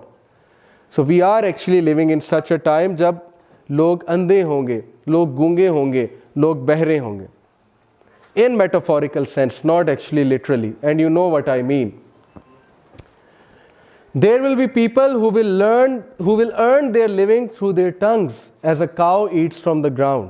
क्या मतलब है? जब काऊ ग्रास खाती है, बेहिसाब खाती है, करोड़ों रुपया कमाएंगे वो अपनी ज़बान की वजह से. पब्लिक स्पीकर्स, मोटिवेशनल स्पीकर्स, एक ट्रेनिंग का 6-6 लाख रुपया, आधे घंटे के लेक्चर के 2.5 लाख रुपए. Okay, then YouTube, they are earning money, millions of rupees, just by making a silly video, just by opening their channels, having millions of subscribers. They are earning dollars, millions of dollars. खुद सोचें कितना आसान हो चुका है पैसा कमाना, और हमारी यूथ के जहन में ये बातें, all they talk about is this. कितने सब्सक्राइबर हैं, इंस्टा पे कितनी फॉलोइंग है, फेसबुक पे कितनी फॉलोइंग है, कितने लाइक्स आए हैं, when are you going to start earning money. मेरे स्टूडेंट्स हालांकि इस्लामिक स्कूल के स्टूडेंट्स हैं, तो जब मेरे 50K सब्सक्राइबर्स हुए यूट्यूब पे, they brought a cake for me, और केक काटा उन्होंने क्लास में. तो मैंने कहा ये आप क्या क्यों लाए हैं और क्यों काट रहे हैं? तो उन्होंने कहा हम आपको मुबारकबाद देने आए. तो मैंने कहा दिस इज़ नॉट समथिंग जिसमें मैं ऐसे प्राइड फील करूं कि मैं केक कटवाऊं आपसे. तो मैंने आपको नहीं कहा केक लाने को, बट देखें उनकी फिलॉसफी ये बन चुकी है कि it is a big achievement. Having certain number of subscribers is a big achievement. और फिर उनका हर बार अब ये सवाल होता है कि sir when are you going to start earning money, या आपको कितने पैसे आते हैं, आपको कितने डॉलर्स आते हैं. They are actually giving me ideas कि सर आप ये वाले एड्स लगाएं, आप ये वाले एड्स लगाएं, आप ऐसे करें, आप वैसे करें.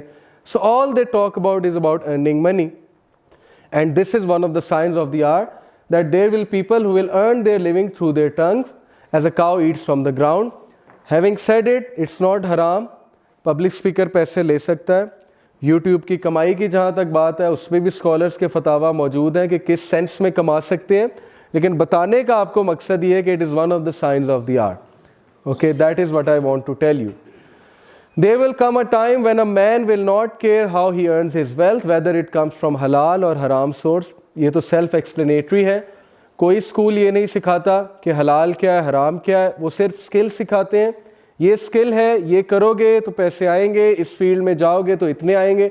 और पेरेंट्स भी नहीं बता रहे. आज पेरेंट्स भी एक ही प्रेशर बच्चों पे डाल रहे हैं कि बस पैसा ला, पैसा कमा के ला, मुझे पैसे चाहिए, मुझे पोजीशन चाहिए. इट डजेंट मैटर वो पैसा कैसे आता है. तो ये चीज़ हमारे माशरे से ख़त्म होती जा रही है आहिस्ता आहिस्ता, कि लोगों ने सोचना ही छोड़ दिया है कि हलाल क्या है, हराम क्या है. जो लोग वेस्ट में जाते हैं, वहाँ यूनिवर्सिटीज़ में पढ़ते हैं, यूनिवर्सिटीज़ में पढ़ के वहाँ जॉब करते हैं, फिर एक घर ख़रीदते हैं मॉर्टगेज सिस्टम पे.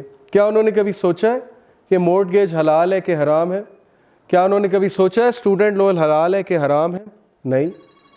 उन्हें सिर्फ एक बात नज़र आ रही है कि अमेरिका से पढ़ूंगा, यूके से पढ़ूंगा फलानी जगह से पढ़ूंगा तो कल को रिश्तेदारों में इज्जत होगी, वापस आऊँगा रिश्तेदार एडोर करेंगे, बच्चा बाहर से पढ़ के आया, बाहर से तो पढ़ के आया है लेकिन अल्लाह रसूल से तो जंग ले ली। सूद क्या है? अल्लाह से जंग है। इल्ला माशाअल्लाह अच्छे लोग भी हैं, आई नो पर्सनल, मेरे रिलेटिव्स में माशाअल्लाह भाई हैं मेरे, वो नहीं मॉर्टगेज ले रहे, he is giving lots of rent but he won't submit to this system. वो अपनी सैलरी से 2.5 लाख 3 लाख दे देंगे, रेंट दे देंगे, लेकिन इस सिस्टम को सबमिट नहीं करेंगे। So there are good people, but मेरा बताने का मकसद है कि हमारी सोसाइटी में ये चीज़ उठती जा रही है कि क्या हलाल क्या हराम, कौन पढ़ता है इन फतवास को कि बाहर की कंट्री में जाना भी चाहिए कि नहीं जाना चाहिए, हु केयर्स। स्कॉलर जो मर्जी कहते फिरें, रसूलुल्लाह की एडवाइसेस जो मर्जी हो। So this is the world we are living in, and this is one of the signs of the hour. When false testimony becomes widespread and people begin to think little of it, this is one of the signs of the hour. कि false testimony होगी तो होगी, लेकिन लोग उसको छोटा समझेंगे, लोग कहेंगे ये क्या, ये तो मजाक की बात है। और ये कल्चर, ये मत समझिए कोर्ट्स में पार्लियामेंट्स में, ये कल्चर घरों में भी है, ये कल्चर स्कूलों में भी है, और ये कल्चर मूवीज़ प्रमोट कर रही हैं और उनको पता भी नहीं वो प्रमोट कर रही हैं। हर ड्रामे में जो बच्चे दिखाए होते हैं, जो यंगस्टर्स दिखाए होते हैं, वो शरारती से होते हैं, चकमा देने वाले होते हैं, धोखा देने वाले होते हैं, झूठ बोलने वाले होते हैं, शरारतें कर रहे होते हैं। और हम कहते हैं शरारतें कर रहे हैं, शरारतें तो वो कर रहे हैं, लेकिन वो कल्चर क्या प्रमोट कर रहे हैं आप ये भी तो देखें ना। आज हर स्टूडेंट जो है वो झूठ बोलता है, झूठ तो उसके लिए फ़र्ज हो चुका है ना। प्रिंसिपल के ऑफिस में जाना है तो पहले से माइंड में होता है मैंने झूठ बोलना, और मैंने रोनी सी शक्ल बनानी है, मासूम सी शक्ल बनानी है, and I will come out of it. Okay, ये कल्चर तो वहां से ही आ रहा है। When the slave woman, आ गई वो बात, when the slave woman gives birth to her mistress and you see barefoot and naked shepherds compete in the construction of lofty building, जब लौंडी अपने आका को जो है वो बर्थ देगी, यानी कि वही बात है कि औलाद नाफरमान होगी, एंड तुम बेडविन्स को, नेकेड शेफर्ड्स को देखोगे compete करते हुए। This is one of the greatest prophecy of रसूलुल्लाह सल्लल्लाहु अलैहि वसल्लम, क्योंकि 1940s तक middle east, Dubai, Kuwait, okay, and the surrounding areas and Saudia, it didn't have huge buildings. अचानक से वहाँ तेल के कुएं निकले, उनको वेल्थ दी अल्लाह ने, and the first thing they did, आप हैरान होंगे, जब तेल के कुएं निकलते हैं तो बंदा यूनिवर्सिटीज़ बनाता है, बंदा जो है वो हॉस्पिटल्स बनाता है, बंदा ऐसी चीज़ें बनाता है जो पब्लिक वेलफेयर की काम है। The first thing they did was construct huge buildings. Look at the prophecy of रसूलुल्लाह। और कंपीट कर रहे हैं। दुबई के एक प्रिंस ने बिल्डिंग बनाई, सऊदी का एक जो प्रिंस है उसने कहा मैं इसके मुकाबले में बनाऊंगा। So they are competing with each other, that is the prophecy. The messenger of Allah सल्लल्लाहु अलैहि वसल्लम said, the hour will not begin until indecency, foul speech, severing the ties of kinship and lack of neighborliness prevail. I can give a 1-hour lecture to you कि ये कैसे हो रहा है। Number 1, indecency. What is indecency? Today we have Hollywood and Bollywood glamorizing and institutionalizing indecency. किसी दौर में TV पे कोई इश्तिहार लग जाता था ना, आप अपने पेरेंट्स से पूछिएगा, जिसमें कुछ थोड़ी बहुत एतराज़ वाली चीज़ हमारे कल्चरल नॉर्म्स के मुताबिक नज़र आ जाती थी तो पेरेंट्स टीवी बंद कर देते थे, पेरेंट्स जो है वो चैनल बदल देते थे। आज एडवर्टीज़मेंट्स में किस किस तरह की चीज़ें आ रही हैं, बंदा फैमिली के साथ देख नहीं सकता, लेकिन हम इतना ज़्यादा डिसेंसिटाइज्ड हो चुके हैं कि अब चैनल भी नहीं बदला जाता और वो चेंज भी नहीं किया जाता और टीवी भी बंद नहीं किया जाता। सो इंडिसेंसी विल बिकम प्रेवलेंट। और इंडिसेंसी कितनी प्रेवलेंट है? व्हेन आई सेड कि it is being glamorised, it is being institutionalised, understand this. ये जो पॉर्न इंडस्ट्री है हमारी, ये क्या कर रही है? गवर्नमेंट्स की जान जाती है इसके खिलाफ बात करते हुए, क्योंकि it's a big industry, multi billionaire dollar industry. Senators को पैसे आ रहे हैं, क्यों बंद करेंगे सेनेटर्स इस इंडस्ट्री को? इट डजेंट मैटर, लोगों की लाइफ्स बर्बाद हो रही हैं, डिवोर्सेस हो रही हैं, लोग एडिक्ट हो चुके हैं, so what? As long as पैसा आ रहा है तो बस ठीक है। This is what capitalism does, profit और लॉस, हर चीज प्रॉफिट और लॉस है। प्रॉफिट आ रहा है, all is good, it doesn't matter उसके सोशल इफेक्ट्स क्या है। So indecency will become prevalent, foul speech, आज स्लैंग में जो कूल वर्ड्स हैं जिनमें एफ वर्ड इस वक्त सबसे कूल समझा जाता है, और गोरे यू विल नॉट बिलीव कि जितनी मूवीज जिनको ऑस्कर मिला है, कभी आप उसमें प्रोफैनिटी तो चेक कीजिएगा ना जाके कि how much slang is in those movies, how much F words, how much abuses, how much S word is there in that movie, लेकिन it's acclaimed as an Oscar movie. और टीवी सीरीज आपके सामने, और बच्चे के मुंह पे गाली है, बच्चे के मुंह पे जो है वो ये स्लैंग वर्ड चढ़ा हुआ है। So this is one of the science of the hour कि when these things will become cool, #cool, then this is one of the science of the hour. You won't believe, मेरे पास एक हदीस है, अभी मैंने यहाँ पे नहीं डाली। रसूलुल्लाह सल्लल्लाहु अलैहि वसल्लम said, a time will come when Satan will make evil things look cool। और मेरे एक दोस्त हैं, वो कहते हैं कि इसमें जो अरेबिक वर्ड यूज हुआ है, it literally means cool. So what does this हदीस मीन कि time is going to come when Satan is going to make evil things look cool।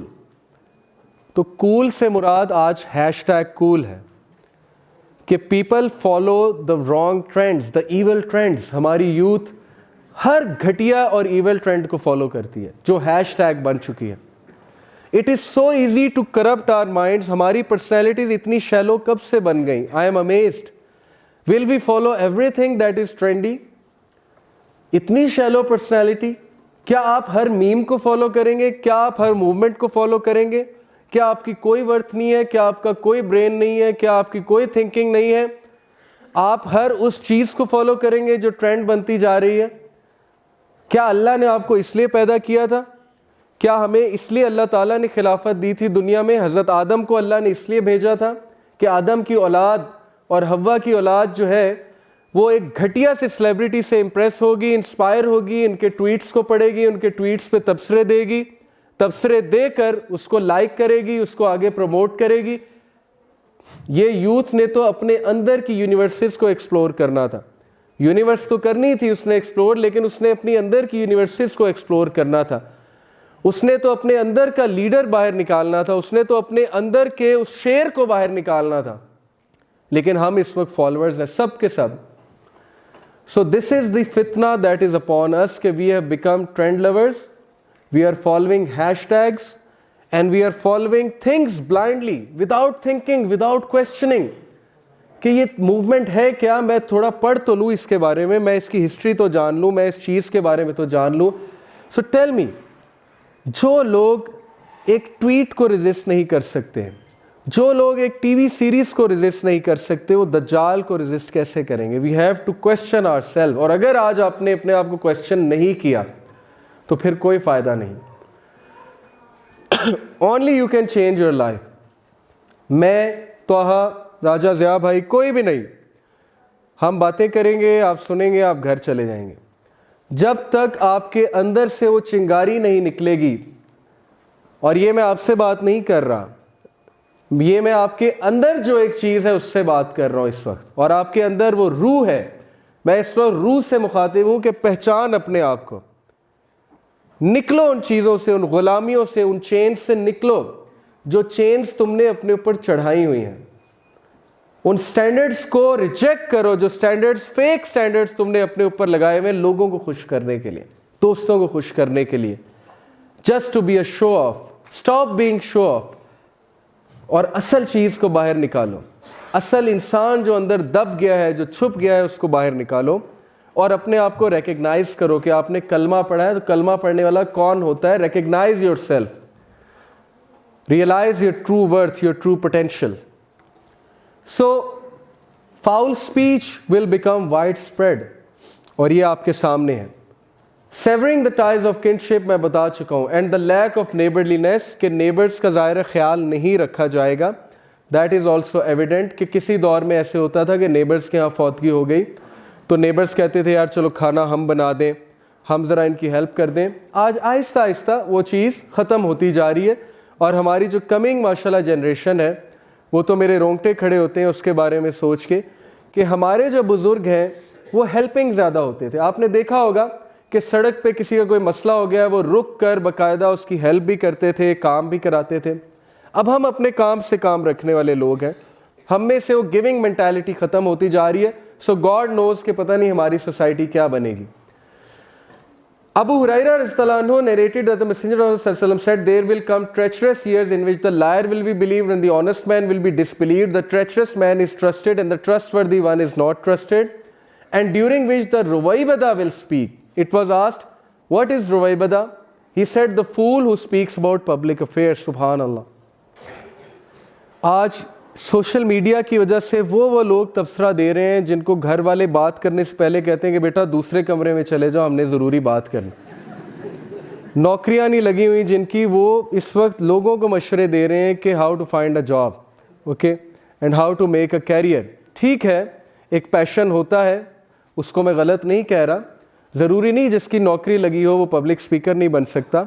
मेरा बताने का मकसद ये है कि अगर आप किसी को कुछ बात बता रहे हैं तो आपका भी तो कुछ बैकग्राउंड होना चाहिए ना।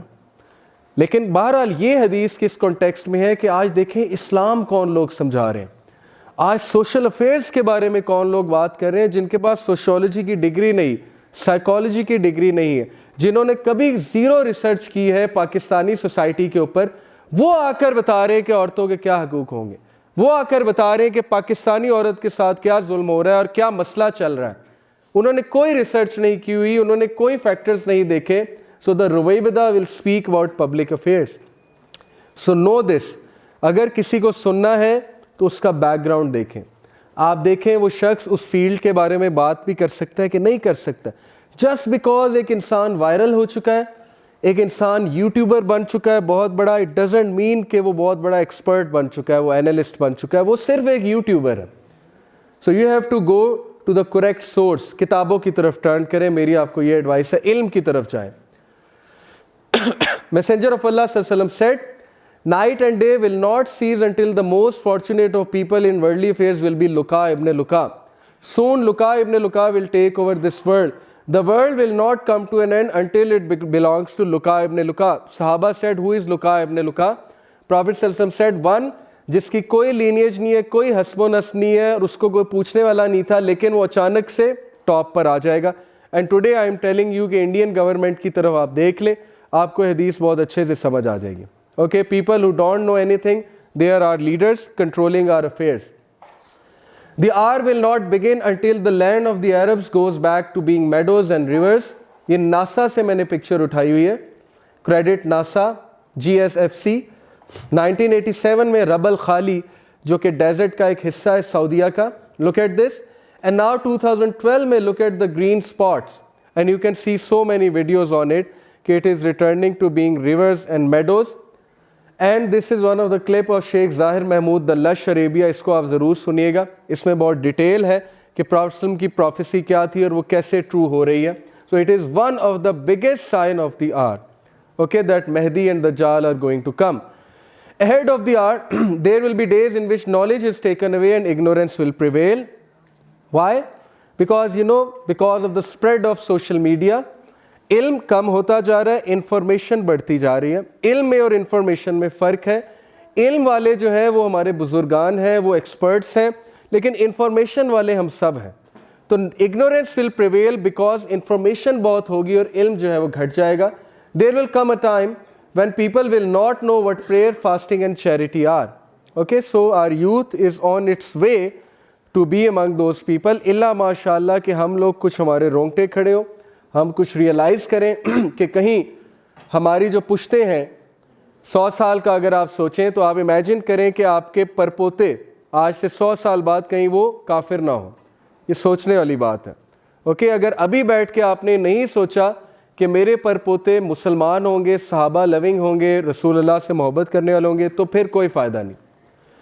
Narrated Abu Musa, the Prophet said, near the establishment of the hour, there will be days during which knowledge will be taken away and general ignorance will prevail. And there will be al-harj in abundance, and al-harj means killing. and we are seeing killing everywhere, wars, Palestine, Syria, okay, Myanmar, Vietnam, वगैरह वगैरह. You are seeing so much killing, especially of the Muslims. This hadith, और मैं यहीं पे इंशाल्लाह conclude भी करूँगा. ये कॉन्सेप्ट बहुत ज़रूरी है, मुझे थोड़ा सा टाइम भी चाहिए होगा. Now let me tell you कि एक्चुअली हमारे साथ गेम क्या हो रही है और फितना है क्या, जिससे हमारी चीखें निकलनी चाहिए. रोंगटे तो खड़े होने चाहिए लेकिन चीखें भी निकलनी चाहिए. वो ये है, Allah hates the one who is rude and glutton. Allah को रूड और लालची आदमी नापसंद है. Who shouts in the market place, ओछी हरकतें करता है, लड़ाई झगड़े करता है, फड्डेबाजी करता है. Who is a rotten corpse by night and works like a donkey by day, जो रात को जिंदा लाश है और सुबह को वो गधे की तरह काम करता है. knowledgeable in worldly matters and ignorant of the matters of the hereafter. Just try to absorb this hadith. रात को वो ज़ॉम्बी बन जाता है, जिंदा लाश बन जाता है. क्या है जिंदा लाश? आप लोग खुद देखें कि हम लोग 2-2, 3-3 घंटे लैपटॉप गोद में लेकर और स्मार्टफोन जो है यूं लेकर बैठे होते हैं गद्दे पे, और हमारी आंखें लाल हो रही होती हैं. वो चीख चीख कर हमें अंदर से आवाज़ आ रही होती है, सो जाओ, लेकिन नहीं. तो this is the rotten corpse to be. और सुबह उठते कॉरपोरेट लाइफ शुरू, गधे की तरह काम, वाइट कॉलर स्लेव. पैसे कमाना कोई बुरी बात नहीं है, लेकिन इस हदीस की फ़िलॉसफी ये कि वो गधे की तरह काम करता है और नॉलेजेबल बहुत होता है वर्ल्डली मैटर्स में, लेकिन जब आप दीन की या हेयर आफ्टर की बात करेंगे तो कोई नॉलेज नहीं है, वहीं से बात ख़त्म हो जाती है. तो this is the type of personalities they want us to adopt. जो भी लोग इसमें मुलव्वस हैं, conspiracy theories whatever they are, but शैतान तो है ही. और हमारी पर्सनैलिटीज़ ऐसी बनती जा रही हैं कि दीन का ज़ीरो नॉलेज हो, इस सिविलाइजेशन को कंट्रीब्यूट करने के लिए गधे की तरह दिन रात काम करो, थक जाओ, थक हार के घर आओ, टीवी लगा लो, लैपटॉप खोल लो, मोबाइल फ़ोन खोल लो, ज़ॉम्बी बन जाओ, कोई रिस्पॉन्सिबिलिटी ना निभाओ, किसी का ना सोचो, किसी की मदद ना करो, कोई अच्छा काम ना करो, कोई अच्छी बात ना सीखो. बस अब जैसे वो एक बच्चे ने स्टेटस लगाया हुआ था, eat sleep PUBG repeat. This is the zombie I am talking about. Trust me, eat sleep PUBG repeat, ये हम सब का लाइफ स्टाइल है. ईट स्लीप गेमिंग रिपीट, या ईट स्लीप पार्टी रिपीट. ये है इब्ने आदम की हालत, और ये है अम्मा हव्वा की बेटी की हालत, कि आज हमारा लाइफ स्टाइल ज़ॉम्बीज़ वाला बन चुका है. तो ऐसे लोग आप क्या समझते हैं, ऐसे लोग इमाम मेहदी की मदद करेंगे? हम जैसे लोग, ऐसे लोग जो है वो दज्जाल के ख़िलाफ़ खड़े होंगे, ऐसे लोग जो है वो दीन का दिफा करेंगे, ऐसे लोग जो है वो सोशल वेलफेयर के काम करेंगे. आपको पता है, अकॉर्डिंग टू साइकोलॉजिस्ट, इंटेलेक्चुअली दुनिया और लोग इतने पीछे जा चुके हैं. मैं आपको हार्वर्ड के साइकोलॉजिस्ट की रिसर्च बता रहा हूँ. इंटेलेक्चुअली और ह्यूमैनिटी वाइज इंसानियत इतना पीछे जा चुकी है कि नेक्स्ट अब्दुल सत्तार ईदी पैदा होने में हमें 50 साल लगेंगे. ये साइकोलॉजिस्ट की कैलकुलेशन है. इतना नुकसान हो चुका है, इतना नुकसान हो चुका है इस जनरेशन का कि 50 साल इन्हें लगेंगे कि कोई अब्दुल सत्तार ईदी जैसा बंदा पैदा हो जिन्होंने ह्यूमैनिटी के लिए बहुत कुछ किया, या कोई मदर टेरेसा पैदा होगी. ये है फितना, और यही असल में दज्जालियत है कि लोग सिर्फ अपना सोचेंगे, लोग सेल्फिश हो जाएंगे. And how that system is being imposed on us, transhumanism, ये एक पूरी फिलॉसफी है. यूट्यूब पे एक चैनल भी है फ्यूचरिज्म, और फेसबुक पे मिलियंस ऑफ फॉलोइंग है फ्यूचरिज्म की, आप वो जाकर देखें. अभी मैं सारा आपको उसके बारे में बताता हूँ. Singularity is a concept that machines and human beings are one, और फ्यूचरिज्म इसको प्रमोट कर रहा है. Blending of machines and human beings, that every work will be taken by machines and human beings will collaborate with machines to run the world. ये basically transhumanism है. Singularity. Now this man Jack Parsons, कौन है ये real life का Iron Man है. Iron Man इसी से inspired है by the way. Jack Parsons is the inventor of rocket fuel and rocket. इस बंदे की वजह से आज सैटेलाइट्स हैं, क्योंकि रॉकेट के थ्रू ही सैटेलाइट ऊपर जाती है ना। अगर रॉकेट इन्वेंट ना होता तो सैटेलाइट ना होती। He is the inventor and he is the real iron man. Here is a portion of the oath that Parsons took. Search it on Google. ये आप समझेंगे मैं लंबी लंबी छोड़ रहा हूँ, ये आप गूगल पे जाके खुद पढ़ सकते हैं। ये मैंने गोरों की वेबसाइट से लिए। I, who am called John Whiteside Parsons in the outer and FRA Tooten in the inner, he was possessed.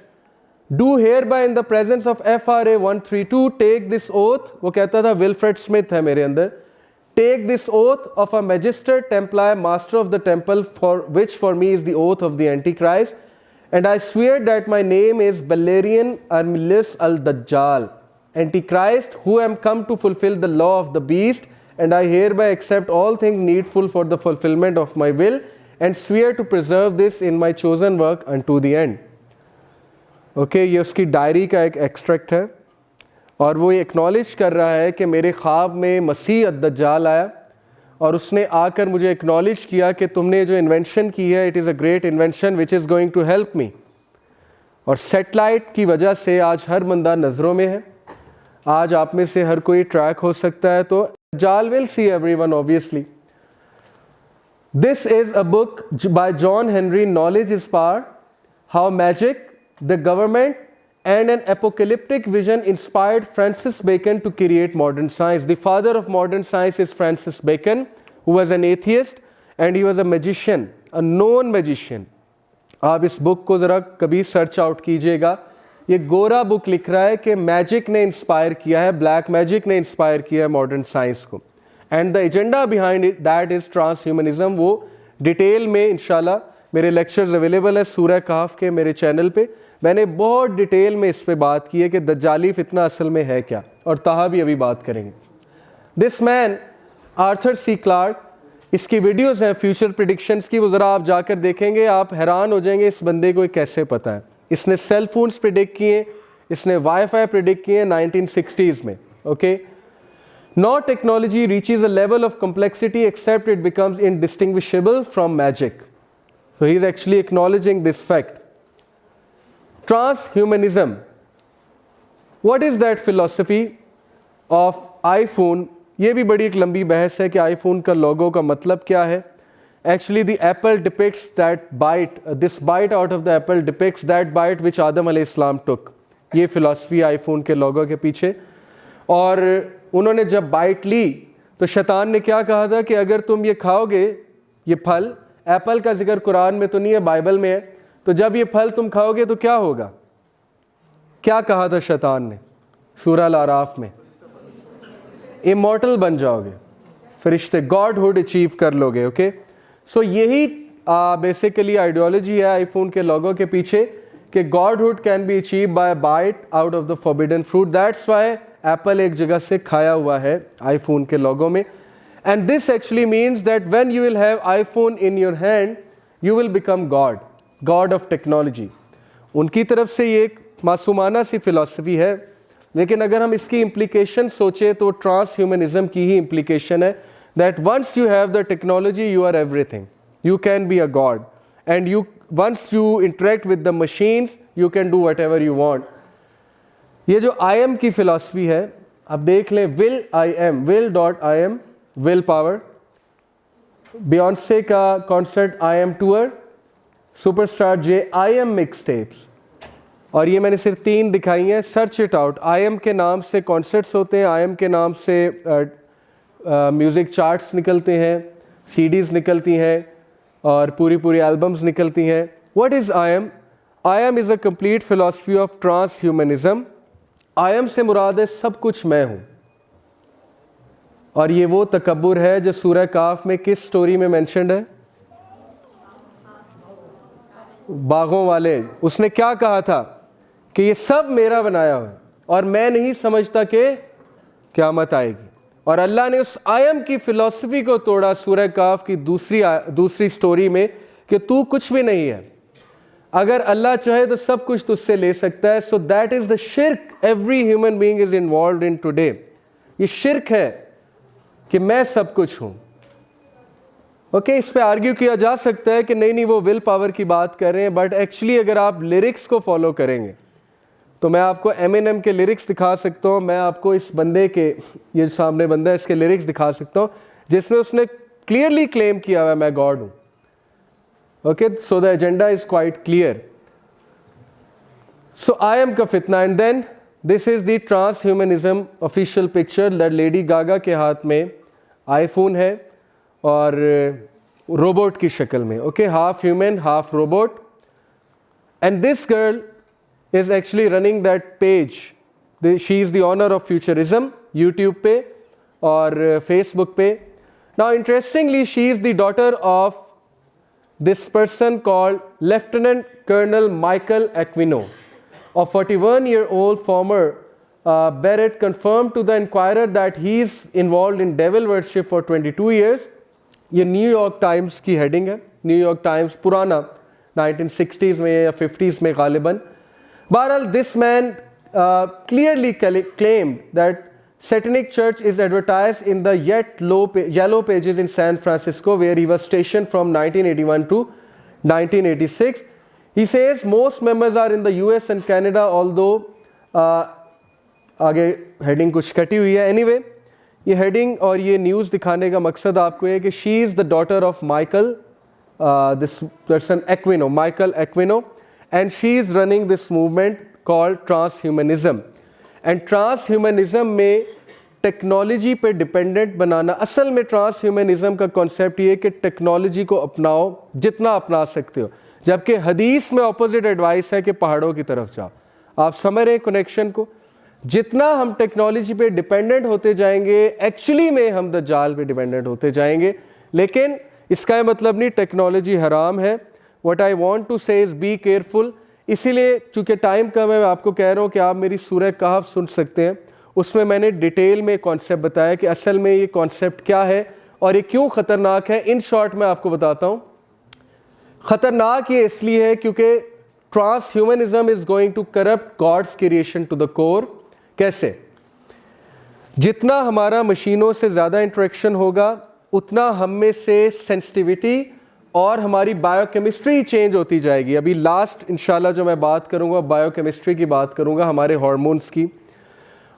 इलामा इकबाल ने आज से 100 साल पहले ही कह दिया था, है दिल के लिए मौत मशीनों की हुकूमत, एहसास मुरव्वत को कुचल देते हैं आलात। तो ये इलामा इकबाल कह रहे हैं, मैं नहीं कह रहा। सो corrupting God's creation to the core, कैसे? ऑपरेशंस करा के, प्लास्टिक सर्जरी करा के, ये सब ट्रांसह्यूमनिज्म का कॉन्सेप्ट है ना। अगर तुम्हारी स्किन डार्क है, सो व्हाट, प्लास्टिक सर्जरी कराओ। अगर तुम्हारा कोई मसला है, प्लास्टिक सर्जरी कराओ। And today models are going after plastic surgery. So actually they are corrupting God's creation to the core.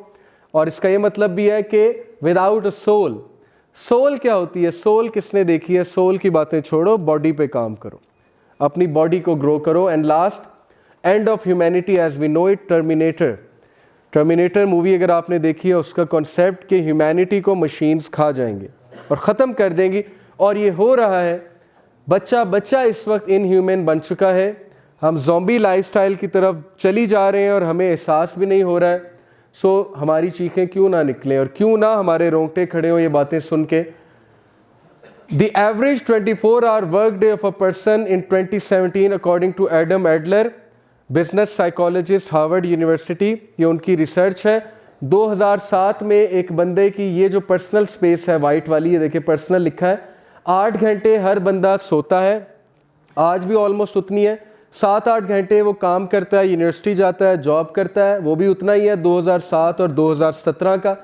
Survival activities, washroom जाना, खाना खाना, दोस्तों से मिलना, वो भी ऑलमोस्ट उतना ही है। लेकिन पर्सनल स्पेस जो रेड वाला स्पॉट है वो मशीन्स की स्पेस है और वाइट वाली आपकी पर्सनल है। 2007 में एक बंदे को मशीन्स ने इतना हाईजैक किया था, उसकी पर्सनल स्पेस को। पर्सनल स्पेस क्या होती है? जब आप अकेले हैं, जब आप रूम में हैं, बेड पे लेटे हुए हैं, गाड़ी चला रहे हैं, कोई आपके साथ नहीं है, लाइब्रेरी में बैठे हुए, कहीं बैठे हुए हैं या वैसे ही कहीं बैठे हुए, तो मशीन्स ने इतना हाईजैक किया था। अब इस वक्त मशीन्स ने इतना हाईजैक कर लिया। ये उसकी रिसर्च है, उसने एक फ्लो चार्ट के मुताबिक, ग्राफ्स के मुताबिक हमें समझाया।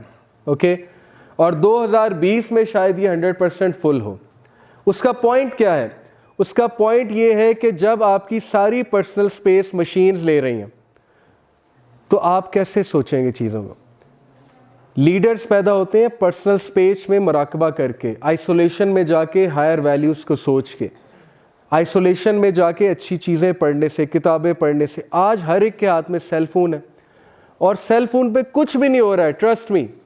स्क्रॉल हो रहा है फेसबुक पे, घंटा उसी में लग जाता है, व्हाट्सएप पे स्क्रॉलिंग हो रही है, यूट्यूब पे फजूल रैंडम चीज़ें देखी जा रही हैं। तो that is what I am talking about, transhumanism का फितना। और एंड रिजल्ट ये कि हम मशीन बन जाएंगे, हम ज़ॉम्बीज़ बन जाएंगे। ये कुछ हॉरिफिक स्टैटिस्टिक्स हैं कि the average smartphone users check their device 47 times a day, जेब से निकाल के। 85% of smartphone users will check their device while speaking with friends and family. 80% 1 hour before sleep use करते हैं, 35% 5 मिनट बिफोर स्लीप यूज़ करते हैं। ये बहुत से आप स्टैटिस्टिक्स देख सकते हैं। ये एवरेज टाइम पर डे है, एवरेज टाइम है 2 आवर 51 मिनट। अगर किसी का इससे ज़्यादा है अपने स्मार्टफोन पे तो वो बहुत एक्सट्रीम पे जा रहा है। ओके, जिसका स्क्रीन टाइम 4 आवर है, it is unhealthy, it is very unhealthy and so on and so fourth. जो टीनेजर स्मार्टफोन ज़्यादा यूज़ करते हैं वो 71% सुसाइड रिस्क पे होते हैं, क्योंकि स्मार्टफोन पे वो इंस्टाग्राम देखते हैं, इंस्टाग्राम पे अपने क्लास फेलोज़ को चीज़ें शेयर करते हुए देखते हैं, फिर वो पेरेंट्स को कहते हैं आकर मुझे भी लेकर दो, मुझे भी चाहिए, मुझे भी ये खाना है, वो इधर गया हुआ है, आप मुझे उधर लेकर नहीं गए, उसकी अम्मी ने उसे ये चीज़ दिलाई है, आपने मुझे ये दिलाई नहीं। जब उसे वो चीज़ नहीं मिलती वो डिप्रेशन में जाता है, वो एंग्जाइटी में जाता है, वो सुसाइड रेट उसका हाई हो जाता है और कंपैरिजन की वजह से लोग डिप्रेशन में आ जाते हैं। And last thing which I want to tell you, this is the zombie chemical dopamine. जितनी इसकी तादाद आपकी बॉडी में ज़्यादा होगी आप उतने इंसेंसिटिव बन जाएंगे। इसका रिवॉर्ड सेंटर्स होते हैं ब्रेन में, वो रिवॉर्ड सेंटर मैं क्विकली बताता हूँ। D1 is the centre of accomplishment. जब भी इंसान को ऐसा काम करेगा जिसमें अकॉम्प्लिशमेंट है, उसका वो रिवॉर्ड सेंटर खुलेगा, उसमें से डोपामीन निकलेगी। डोपामीन जब निकलेगी तो आपको सेंस ऑफ अकॉम्प्लिशमेंट और खुशी मिलेगी। आपके रवैये का ताल्लुक जो है वो आपके हार्मोन्स के साथ होता है। D1B is the centre of convenience. आप किसी दौर में रिक्शा कराना पड़ता था, बस कैच करनी पड़ती थी, आज ऊबर है, क्रीम है, कन्वीनियंस आ गई। जब आप ऊबर को बुलाते हैं, क्रीम को बुलाते हैं और ऊबर आ जाती है विद इन अ मिनट और 2 मिनट्स, तो कन्वीनियंस हो जाती है, उस सेंटर में से डोपामीन निकल जाता है और जब तक वो कन्वीनियंस नहीं फिल होगी तब तक आप बेचैन रहेंगे। Okay, D2 is the degree of decrease in the perceived effort, the actual effort / time। D2 हमारा वो रिवॉर्ड सेंटर है ब्रेन में जो देख रहा होता है कि ये चीज़ कम देर में मैंने कर ली, जब कम देर में कर ली तो उसे खुशी होती है। ओके, और डोपामीन निकलता है। And D3 is the centre of recognition, praise. ये सारी बातें नेचुरल हैं, अल्लाह ताला ने मैकेनिज़्म हम में रखा है, लेकिन इसकी ज़्यादा मिकदार इंसान के साथ वो चीज़ें कर सकती कि आप सोच भी नहीं सकते। मैं आपको छोटी सी मिसाल देता हूँ एंड देन वी कंक्लूड इंशाल्लाह। जो बंदा अपने सेंटर्स से बार बार डोपामीन रिलीज़ करवा रहा है और बाकी केमिकल्स रिलीज़ नहीं करवा रहा है, सेरोटोनिन हो गया, कोर्टिसोल हो गया, ऑक्सीटोसिन हो गया, सिर्फ डोपामीन की ही बात कर रहा है, इन्हीं चीज़ों की तरफ जा रहा है, उसके डोप सेंटर्स बड़े होते जाते हैं, जैसे फूल की कली बड़ी होती है। जब उसके डोप सेंटर्स बड़े होते हैं उसे ज़्यादा डोप चाहिए उस चीज़ को फिल करने के लिए। आपने कभी गौर किया है कि वी आर नेवर सेटिस्फाइड। हमारा सेंटर ऑफ कंप्लीशन इस जनरेशन का इतना बड़ा हो चुका है, सेंटर ऑफ अकॉम्प्लिशमेंट, कि आप उन्हें जो मर्जी दे दें उन्हें चैन नहीं आता। वो कहते हैं I want more, I want more, I want to go more. और ये वो हदीस है कि आदम के बच्चे का पेट सिर्फ मिट्टी भरेगी। ये हदीस है प्रॉफिट सल्लल्लाहु अलैहि वसल्लम की। सेंटर ऑफ कन्वीनियंस कितना हमारा सेंटर बढ़ चुका है कि हमें हर चीज़ ऑन आवर कन्वीनियंस चाहिए, ऑन आवर फिंगर टिप्स चाहिए। हर वो चीज़ जिसमें हार्ड वर्क है हम उससे भागेंगे कि इसमें कन्वीनियंस नहीं है। Centre of centre of perceived effort, ये जो degree of decrease in the perceived effort और एक्चुअल टाइम है, ये हमारा इतना इंक्रीज हो चुका है कि हमें शॉर्टकट्स की आदत पड़ चुकी है। हमारा डोप नहीं रिलीज होता जब तक हम शॉर्टकट पे ना जाएं। सेंटर ऑफ रिकग्निशन हमारा इतना बढ़ चुका है कि all we need is praise all the time. तारीफ नहीं होगी तो मज़ा नहीं आएगा। और ये डिवोर्सेस की बहुत बड़ी वजह है कि शादी से पहले एक दूसरे के सेंटर्स इतने बढ़ा दिए होते हैं, शेर व शायरी करके, गाने सुना के। उसके बाद जब असल रिस्पॉन्सिबिलिटीज़ आती हैं तो वो चीज़ें कम हो जाती हैं, तो मज़ा नहीं आ रहा होता, क्योंकि प्रेज बहुत ज़्यादा चाहिए। डोपामीन लेवल इस लेवल पे पहुंच चुका है। So what's the result? ये कुछ रिसर्च है डोपामीन डायलेशन की, कि डोप कितना ज़्यादा चाहिए होता है आज की जनरेशन को। Result is this: because of too much dope our youth will only go for things which are number one rewarding, pleasurable, cool, instantly available, shortcuts। क्योंकि ये सारे सेंटर्स उनके इतने फिल हो चुके हैं, इतने बड़े हो चुके हैं कि all they are looking for is these things। This sums up कि आज उन्हें नमाज पढ़ने में क्यों इतनी तकलीफ होती है, कि नमाज के लिए उठना पड़ेगा, वज़ू करना पड़ेगा, पैदल चल के जाना पड़ेगा, इतना कौन करे, बैठे बैठे पढ़ लो या पढ़ो ही ना, सीधी सी बात है। And then they will avoid anything that demands focus, demands hard work, patience, composure or something that is emotional। आज हम इमोशनल चीज़ों से भागते हैं। हम कहते हैं मौलवी साहब क्या लगे हुए, ओके, फिर हम मजाक उड़ाते हैं। Why is our biochemistry like that? Because हमारे जो डोप सेंटर्स हैं वो इस लेवल के बढ़ चुके हैं। एक स्टैटिस्टिक के मुताबिक आपके जो दादा थे उनका dope centre let's say 2 nanometre पर लीटर के हिसाब से जो है वो डोप निकालता था, तो आज के बच्चे का 180 नैनोमीटर पर लीटर के हिसाब से निकालता है। कितना फ़र्क है? 200 टाइम्स, 2 वर्सेस 180। दैट्स वाई आज का बच्चा कभी खुश नहीं होगा। दैट्स वाई आज का बच्चा 30 सेकंड यहाँ पे खड़ा नहीं हो सकता। अगर मैं उसे कहूँ 30 सेकंड यहाँ पे खड़े हो जाओ, उसके 5 सेकंड बाद टांगे हिलने लग जाएंगी, 5 सेकंड बाद उसकी उंगलियाँ कांपने लग जाएंगी और वो बेचैन हो जाएगा। आप कभी सेल फोन छीन कर देखें किसी टीनेजर से, आप देखेंगे कि जो नशई की हालत होती है ना, जब उससे सिगरेट छीन लिया जाता है या वो, तो सेम उसकी वो हालत होगी। और हम सब इसका शिकार हैं। Okay, we know these things. तो this is the disaster that is upon us. ये चीज़ें हमारे रोंगटे खड़े करवानी चाहिए कि हम एक ज़ॉम्बी जनरेशन पैदा कर रहे हैं। And what is the result? What is the result? वो हमारे सामने। And what is the solution? Only solution is Islamic way of life. We have to go back to it। अपने बच्चों को पेट्स रखवा के दें, उसकी जिम्मेदारी लगाएं, इस पेट को लुक आफ्टर करो, उससे ऑक्सीटोसिन निकलेगा उसका, जिससे उसमें फीलिंग्स पैदा होंगी, वो सेंसिटिव बनेगा। उसको कोई पैरट, कोई कैट, कोई ऐसा पेट पाल के दें। उससे गार्डनिंग करवाएं। गार्डनिंग जो बंदा करता है वो सेंसिटिव होता है, पौधे को पानी देता है, उसे बाग में लेकर जाएं, उसको एक्सरसाइज करवाएं, उसे इन चीज़ों से जितना निकाल सकते हैं निकालें, एक मिकदार तक यूज़ करने दें।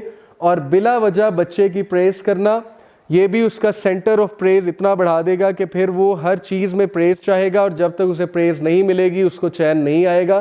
तो दैट इज़ द फितना that is upon us, because हमारी सारी सिविलाइजेशन डोप को सेल कर रही है। हर चीज़ कन्वीनियंट हो चुकी है, हर चीज़ में प्रेज़ है। फेसबुक पे आप पिक्चर लगाएंगे, आपको लाइक्स मिलेंगे। तो हमारे लिए बहुत बड़ा चैलेंज है। उस चैलेंज को काउंटर करने के लिए you have to return to Islamic way of life. That is the only answer. गोरे इस बात के कायल हो चुके हैं, वो अब इस तरफ आ रहे हैं, इस्लामिक लाइफस्टाइल को, डाइट को अडॉप्ट कर रहे हैं। हमें भी इस पे सोचना है ताकि हम इस फितने से बच सकें। और साइंस ऑफ द आवर जितने भी मैंने आपसे डिस्कस किए हैं, आप लोग उन पे मज़ीद सोचिएगा। आप लोग मज़ीद ये ढूंढने की कोशिश कीजिएगा कि इस हदीस का एक्चुअल में मतलब क्या है। स्कॉलर्स के पास जाए, समझने की कोशिश करें। And please do something. बैठे ना रहें, बाहर निकलें, कोई एक्शन ले। I gave you example of Abu Bakr Siddiq Akbar बने। उस ग्रे एरिया में, उस ग्रे दौर में गवाही दें कि इस्लाम सच है। जब कोई गवाही नहीं देता, that will be your you will be on your way to become Siddiq Akbar. Musab bin Umair बने, जिन्होंने इस्लाम के लिए बहुत कुर्बानियाँ दी। और साद बिन मुआज़ बने, जिन्होंने अल्लाह के हर्श को हिलाया, इस्लाम को सपोर्ट करके उनके अमाल इतने ज़्यादा थे। So you have to become like that. जज़ाकल्लाह खैर फॉर लिसनिंग। इंशाल्लाह now Toha will be addressing you with the major science of the art. जो भी मिस्टेक्स थी वो मेरी अपनी थी, जो भी अच्छी बात थी वो अल्लाह की तरफ से थी। और अगर अभी भी हमें फितना नहीं समझ आया तो फिर it's a sign of worry. अगर अभी भी हम घर जाके सेम लाइफस्टाइल को अडॉप्ट करेंगे और सोचेंगे नहीं, स्ट्रेस में नहीं आएंगे, तो कोई फ़ायदा नहीं हुआ। Thank you so much for listening. May Allah bless you all and may Allah make us act on whatever we have heard. Ameen summa ameen. Jazakallah khair. Assalamu alaikum wa rahmatullahi wa barakatuh.